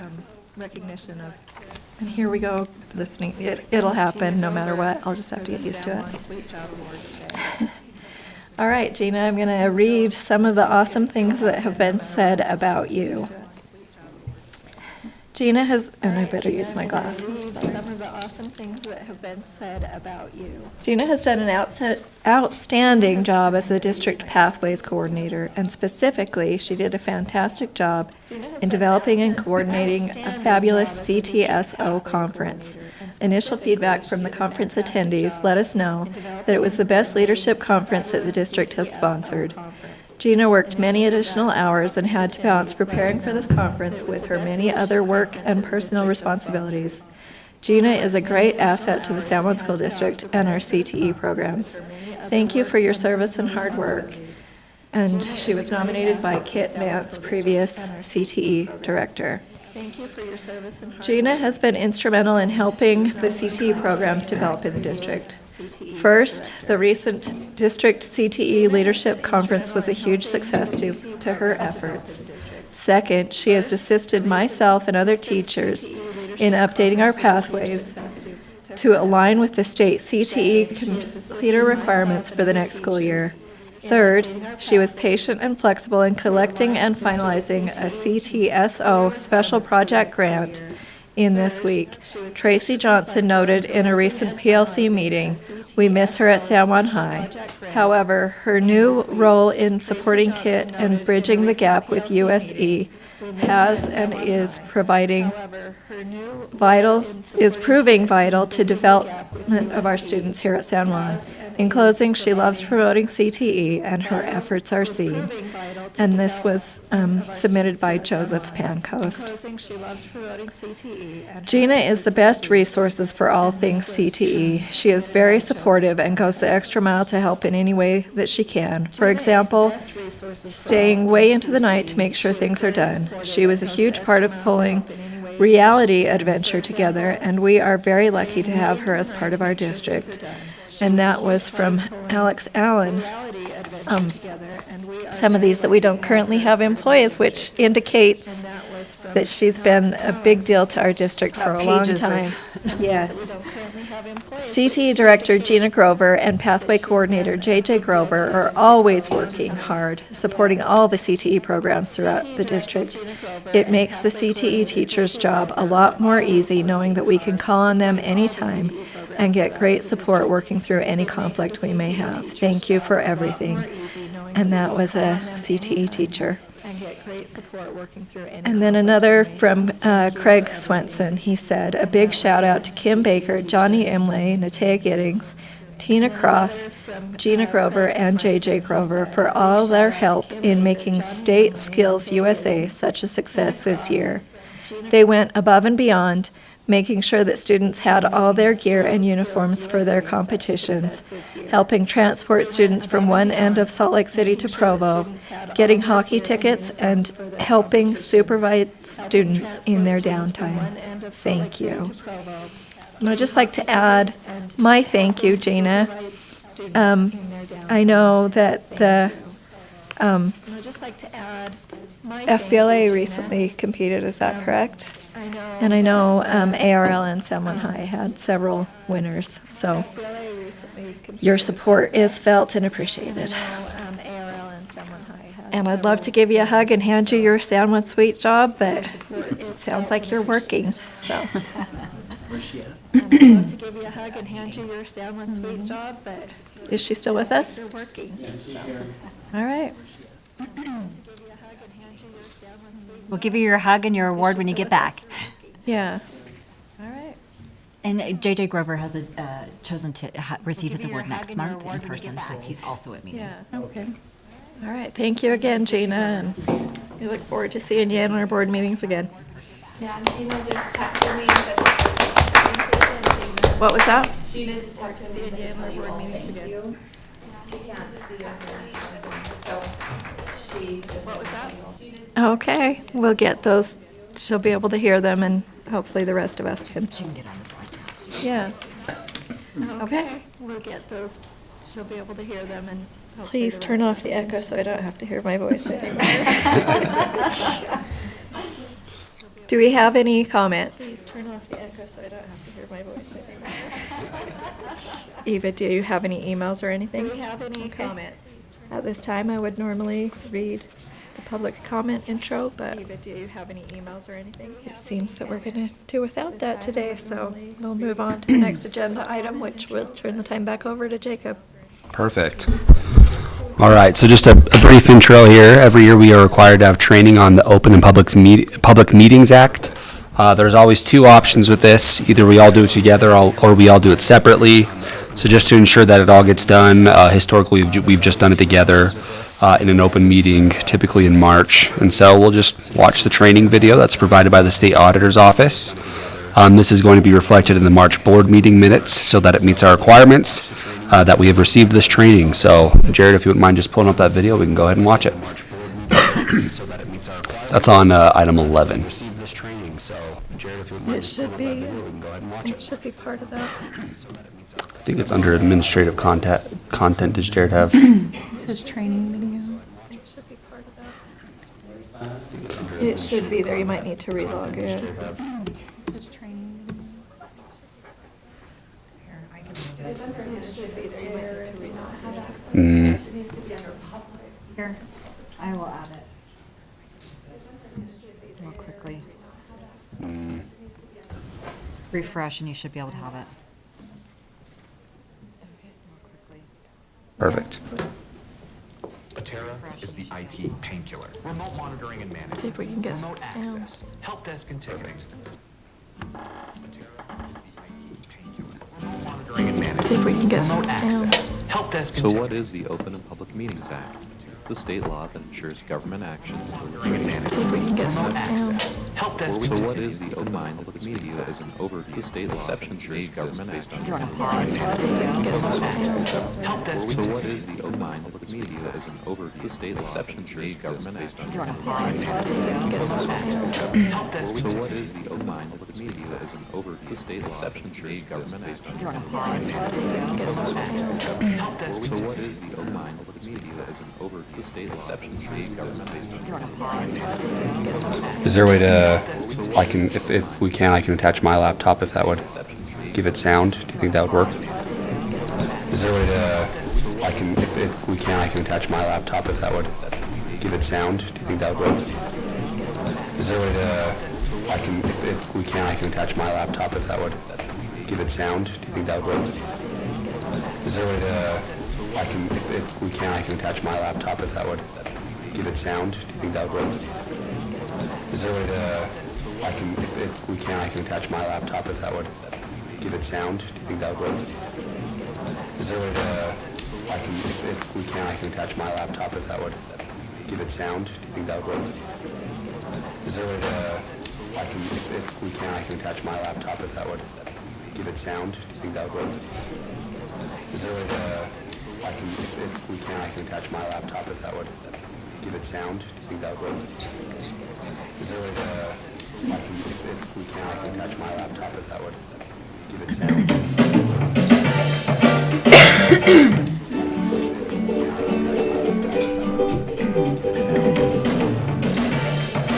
What is the Open Public Meetings Act? It's the state law that ensures government actions and deliberations are open and conducted. Before we continue, keep in mind that this meeting is an overview of state exceptions to the codes based on your deliberation. We focus on local government, not state law. When in doubt, read the law. Exceptions to the codes based on your deliberation. So what's considered an open and public meeting? It's when a public body quorum, also known as a substantial meeting, meets to discuss or act upon government business. It includes the meetings similar to the body as workshops or executive sessions. Regular meetings, public hearings, electronic meetings, and meetings are all open workshops. Open and public meetings don't either chairs or social meetings. A public hearing is a type of open and public meeting where citizens have a reasonable opportunity to speak. Public hearings happen when the government adopts a budget, imposes or increases taxes or fees, or transfers money from an enterprise fund. Public meeting where citizens. These meetings have extra notice and posting requirements and won't be addressed in this video. An electronic meeting is a type of open and public meeting that can be electronically, such as via phone or public meeting. Remember, the governing body must adopt resolutions and ordinances allowing the government electronic meetings. Alma adds additional requirements to an emergency meeting may be held to discuss an urgent matter due to unforeseen circumstances.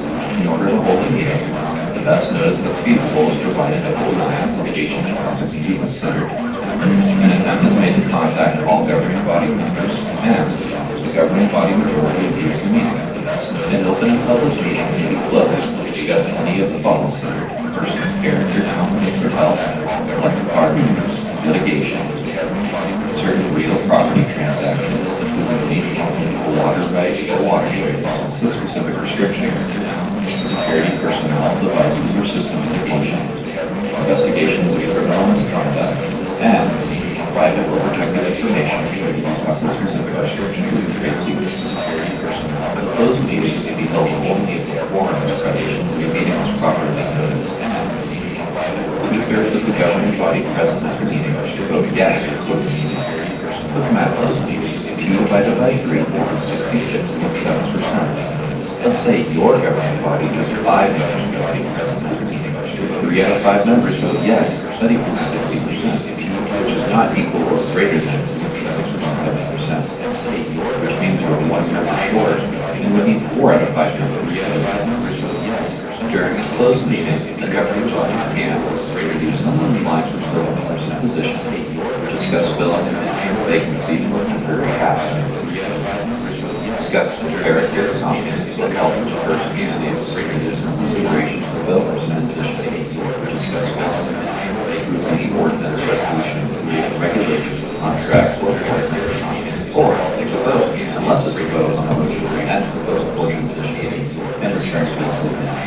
The governing body closes the meeting on all items to be publicly announced and into the minutes unless it's a vote on a motion to amend the proposed portion position. The reason or reasons for holding the closed meeting, the location where the closed meeting will be held, and the vote of each member of the governing body either for or against the motion to close the meeting. The reason for closed meeting is discussing a person's character, location, or health, or security, personnel, devices, or systems, or several other exceptions, mostly related to state bodies or project discussions. No recording of minutes are required. However, invited members need to sign a certain statement stating that those meetings held relating to state bodies, the recording must be made, which includes date, time, and place of the meeting, names of members present and absent, and names of all others, except where disclosure would infringe the confidentiality necessary to fulfill the original time and place of the meeting. names or numbers. Tracy's are open and public meeting as required 24 hours or since the accepted public notice includes date, time, or place. Public meeting agendas, names or numbers. These are only specified topic requirements. Each topic is solid or separate agenda item on the agenda. The governing body may not consider a topic agenda names or numbers. These are only specified topic requirements. New topic not on the agenda is raised by the public agenda item meeting. The governing body may discuss the topic. However, final action may not be taken on the topic. Additionally, if these forms are given during the scheduled meeting advance, the governing body may discuss the topic to provide any notice of hiring chief in the schedule. This must include date, additional notice is posted on the public body's website in public locations such as the location where the meeting will be held, and on Utah's public notice website in accordance with Utah Code 63G-30/4. Typically, posting on the public notice website is done by the records officer or governing notice website. However, it's the governing body's responsibility to ensure notice is provided. State Archives has prepared training videos, numbers and posters, as well as training videos that can be accessed on their website. Archives have these responsibilities to ensure notice is provided. Written minutes, State Archives has archived all of them. Written minutes that can be accessed on their website. Archives have names of members present. The substance of all matters, names of citizens providing comments, substance of minutes, and information of auditors or replacement of names on ancestral records, and the records of all matters, names of citizens providing comments, body of elected commissioners reporting, and information of audit categories of action against records, and records of all matters, names of citizens providing comments, body of elected. The recording must be complete and all is enforced against records. To be labeled with the date, all or any part of the voting meeting must be complete and the recording must not be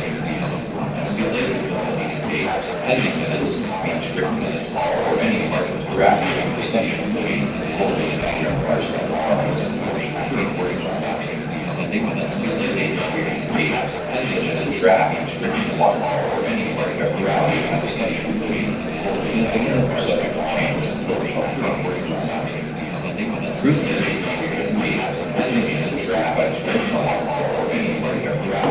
entities must establish an independent procedure to change body public meeting minutes any individual establish and presents a procedure to change body's meeting agenda must provide a copy of the information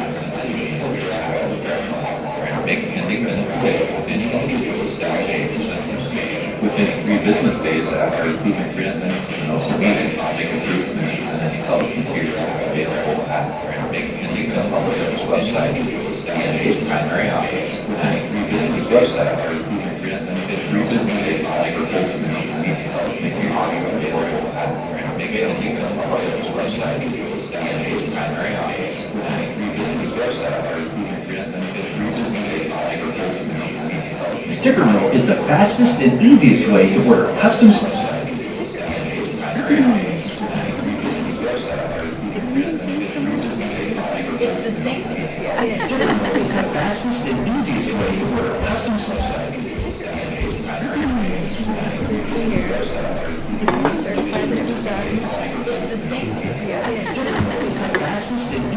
All right.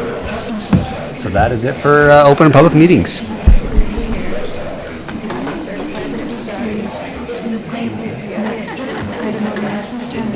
All right.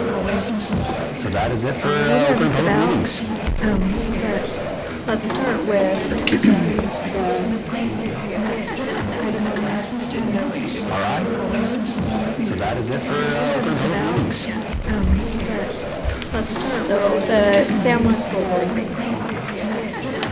We talked about this. Who remembers what that was about? What was the idea of the San Juan School Board? For us as board members to participate fully with anything and everything going on in this district. Yeah, just to kind of have an accountability piece. It's something that, For us as board members. was it you that commented that it's kind of similar to what was going on like at Civics Day where they had some just to kind of have an accountability. You know, when I was a teacher, we did For us as board CHIP members. awards, and Katie Lynn reminded me of that, Katie Lynn Lyman, because I taught her when she was in elementary school. So I created this system where the kids were recognized for their behavior and they got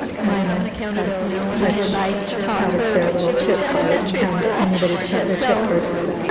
I created this system which I melted a bag of chips so that it was miniature-sized Frito-Lays or Chips Lays.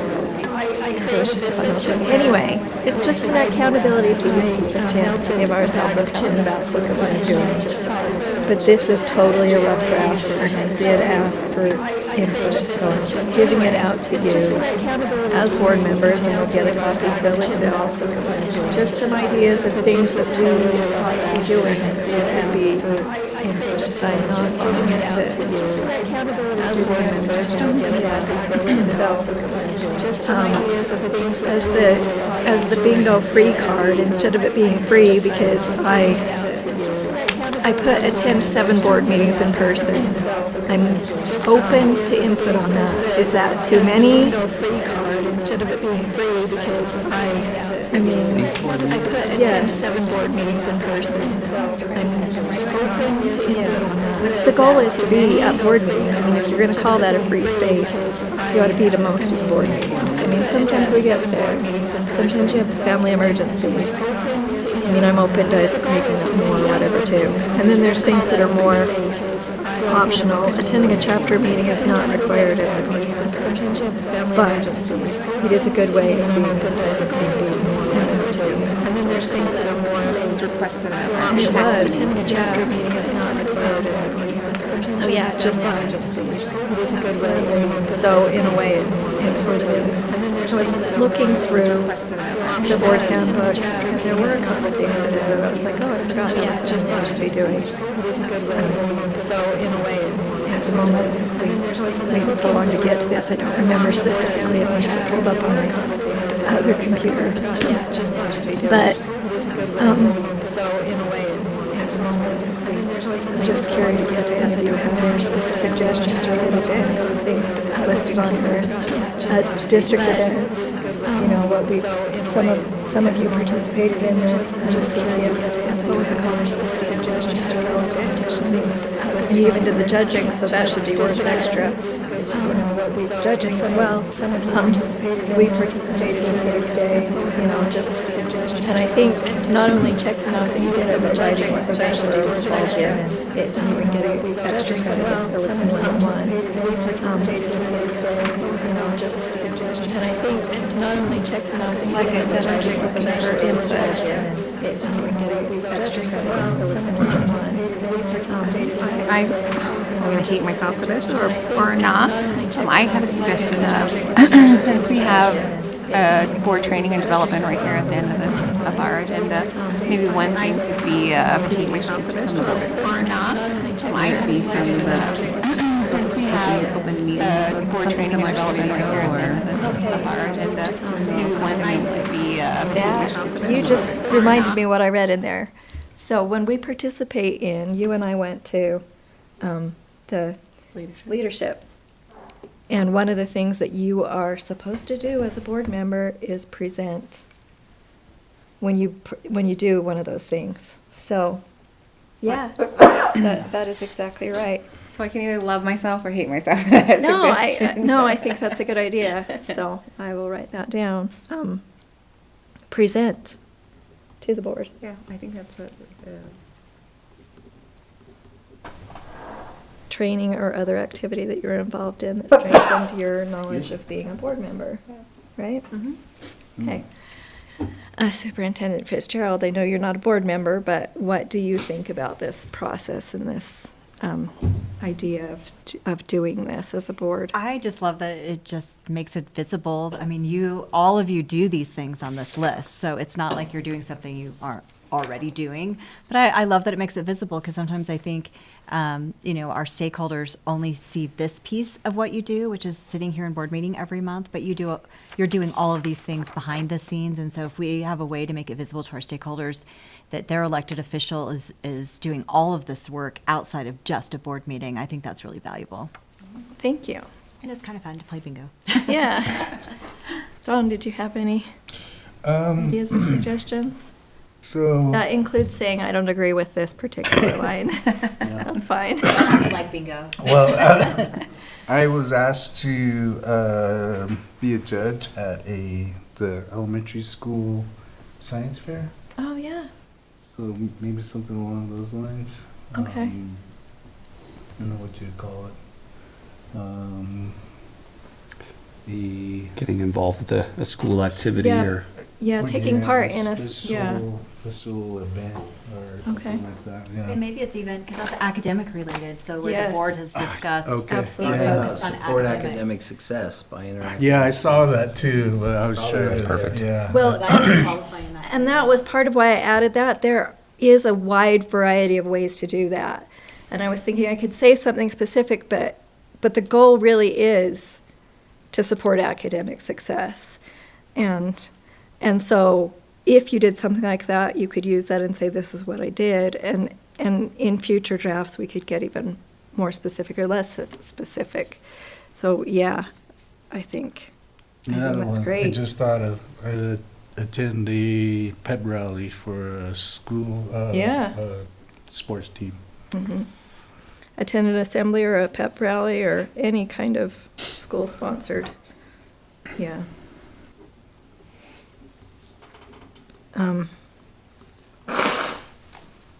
And this one's probably real important too, is attending our IEC meetings when we can, because I know for a fact that we don't have representation in Monument Valley right now. So, Oh, yeah.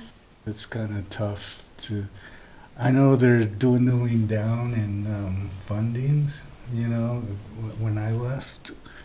But there is a lot of good information that is passed around there. Yeah.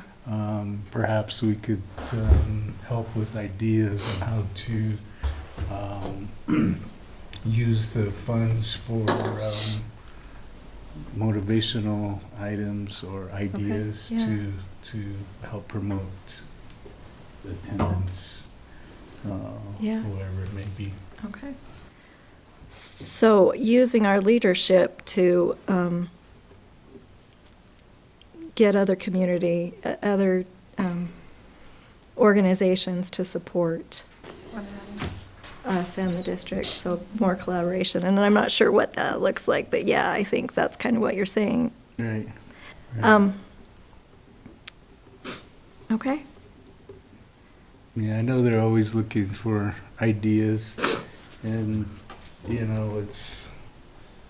it's hard to try to generate them a lot of times when you're always around the same people and not Yeah. have an outside source who might have ideas as well. Well, and again, I invite all of you to look at our board handbook. We did get it added to the district website where it's easy to find underneath that board tab, whatever you want to call it. And there is a section in there that says, that I just wanted to remind us all, that once the board has voted, even if you dissented, you stand by the board's vote. So that's just something always good to remember, and it's not necessarily on the bingo card, but it's just something for us to remember. And on that note, I kind of want to move to this document that I had printed out for you. And I'm just going to ask you guys, including everybody in the room, if you know what mobbing is in the workplace. Mobbing. Have you heard of mobbing? I do, but I feel like I cheated, so. Until I read this. You cheated? What do you know about mobbing? I'll take the copies and staple them. Okay.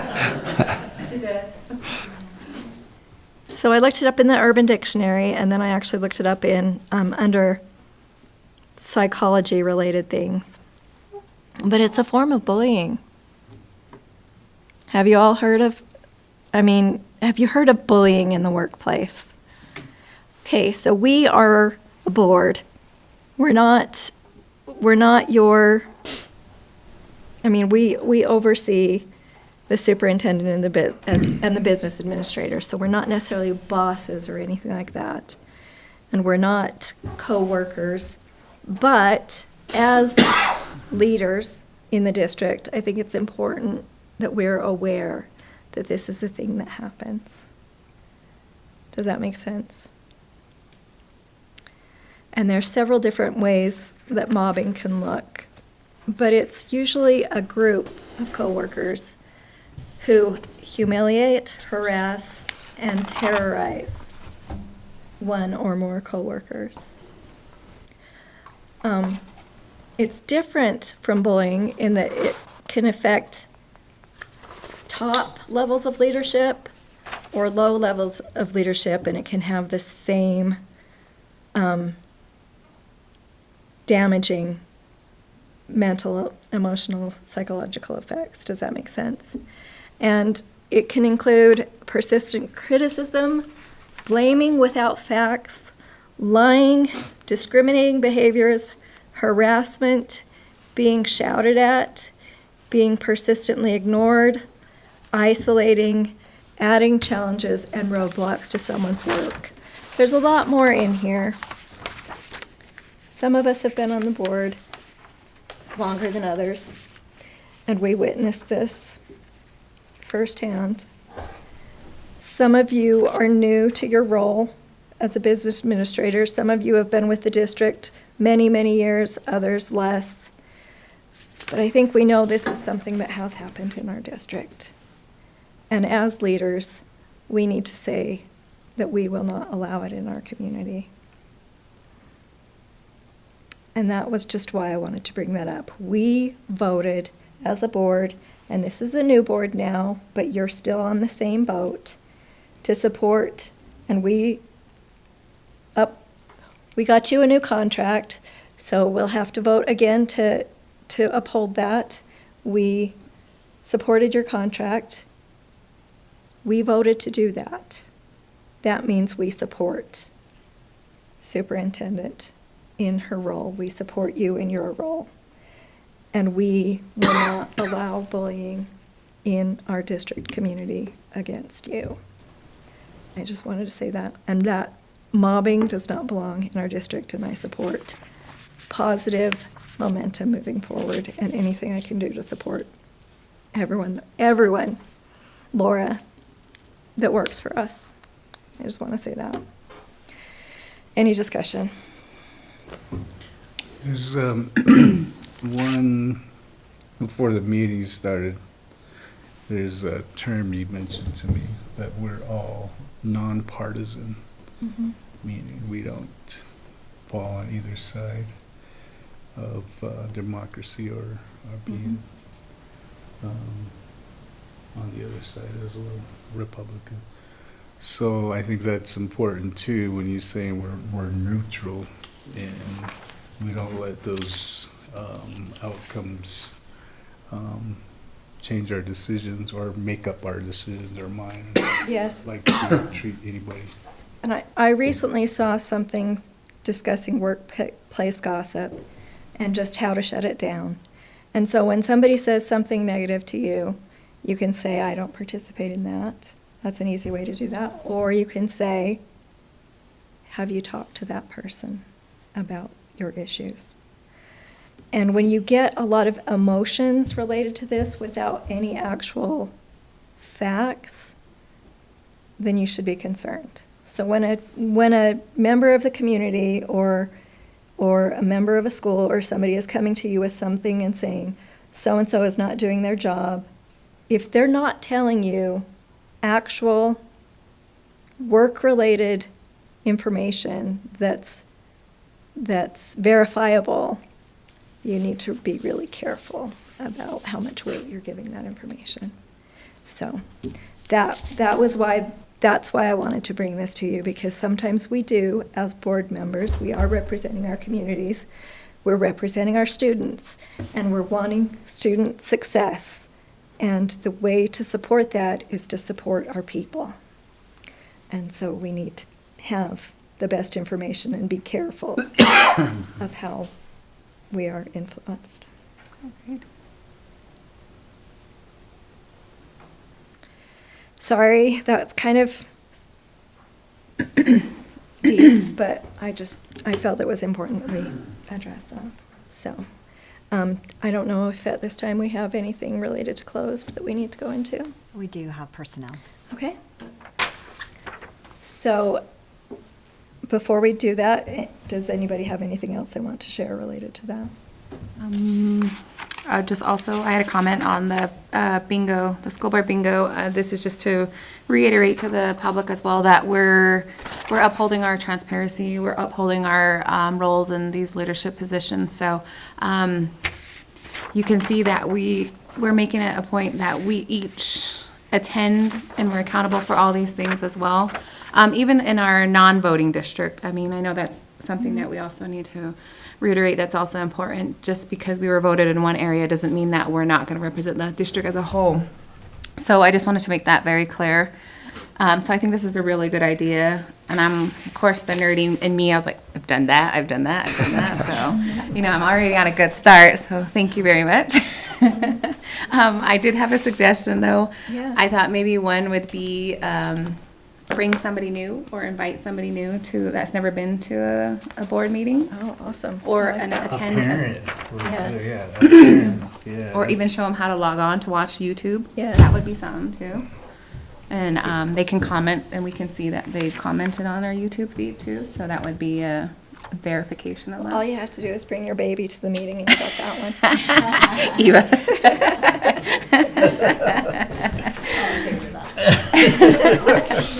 It might not be very productive, but we'll all have a really positive experience. Right, there you go.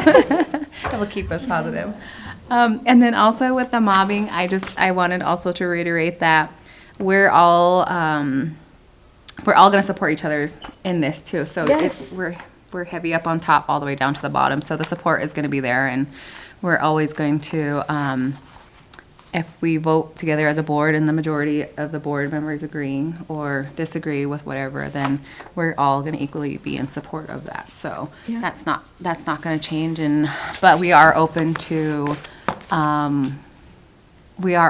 discussing Yeah. and finding a solution. And again, we're not closed to everything. So we also want to hear the opposition as well as the solution. So I think bringing both will only make us better as a whole. So I really like that. I didn't know mobbing was a term, and that's interesting. So I learned something new too today. So thank you. Thanks. All right, I need a motion to go into closed session for personnel. I'll make a motion to go into closed session for personnel. I'll second.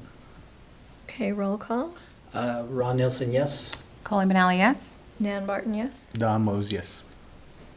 Okay, at this time, we will go into closed session. We will meet again for the information item.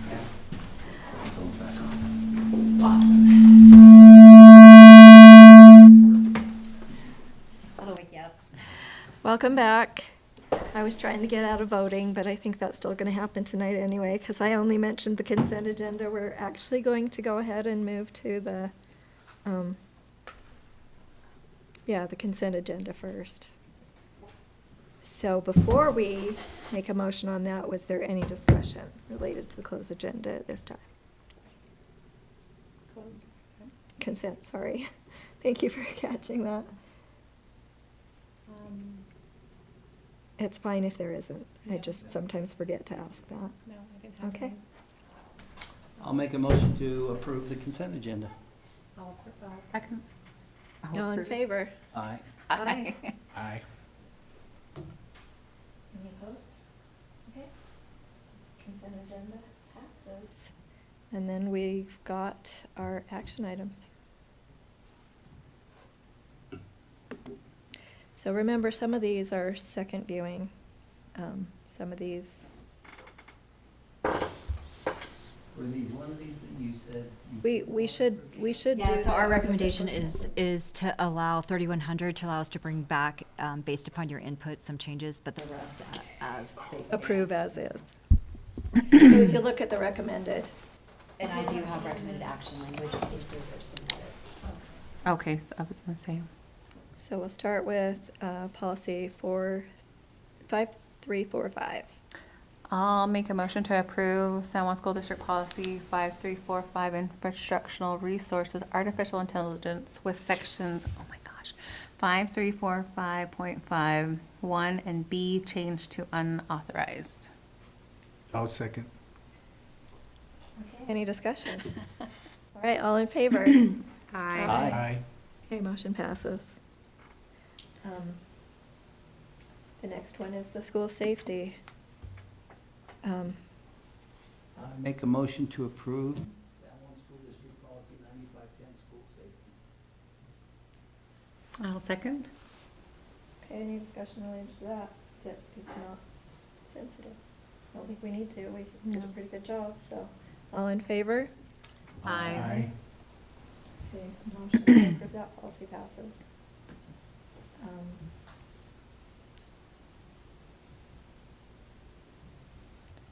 Policy 1235. I move to approve San Juan School District Policy 1235, external research and data privacy. I'll second that. Okay, all in favor? Aye.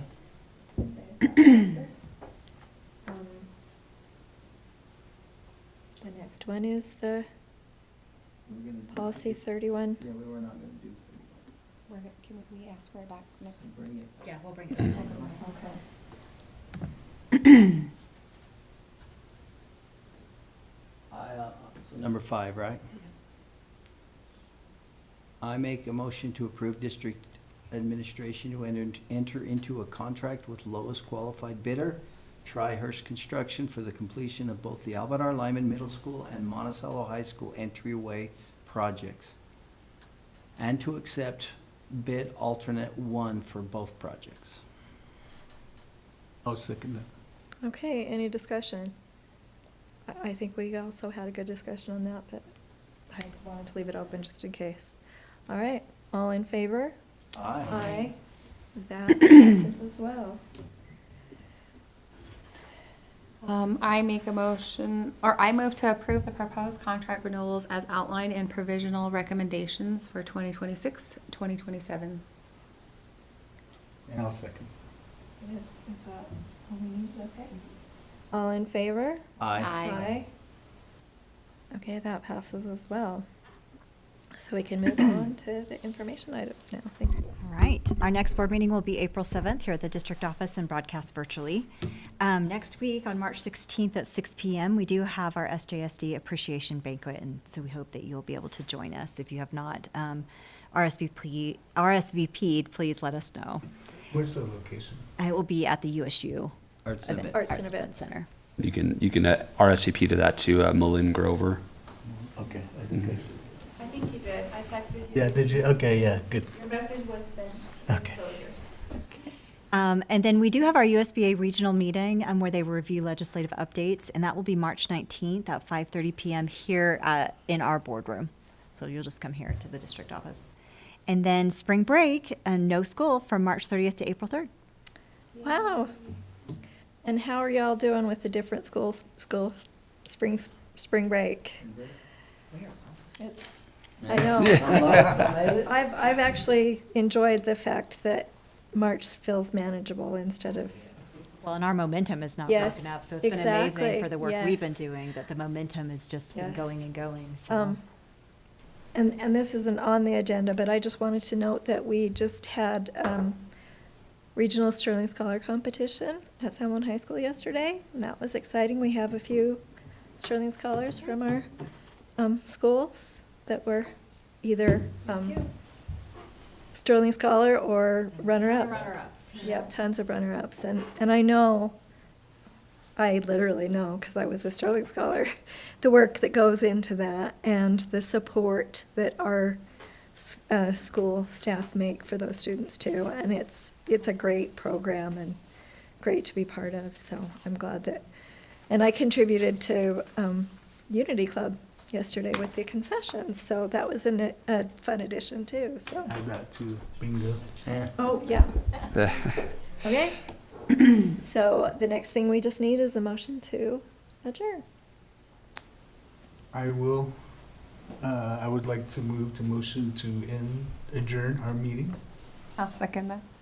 Okay, all in favor? Aye. Aye. We almost made it before 7. Not too shabby with the amount that we had in our first items, right? So.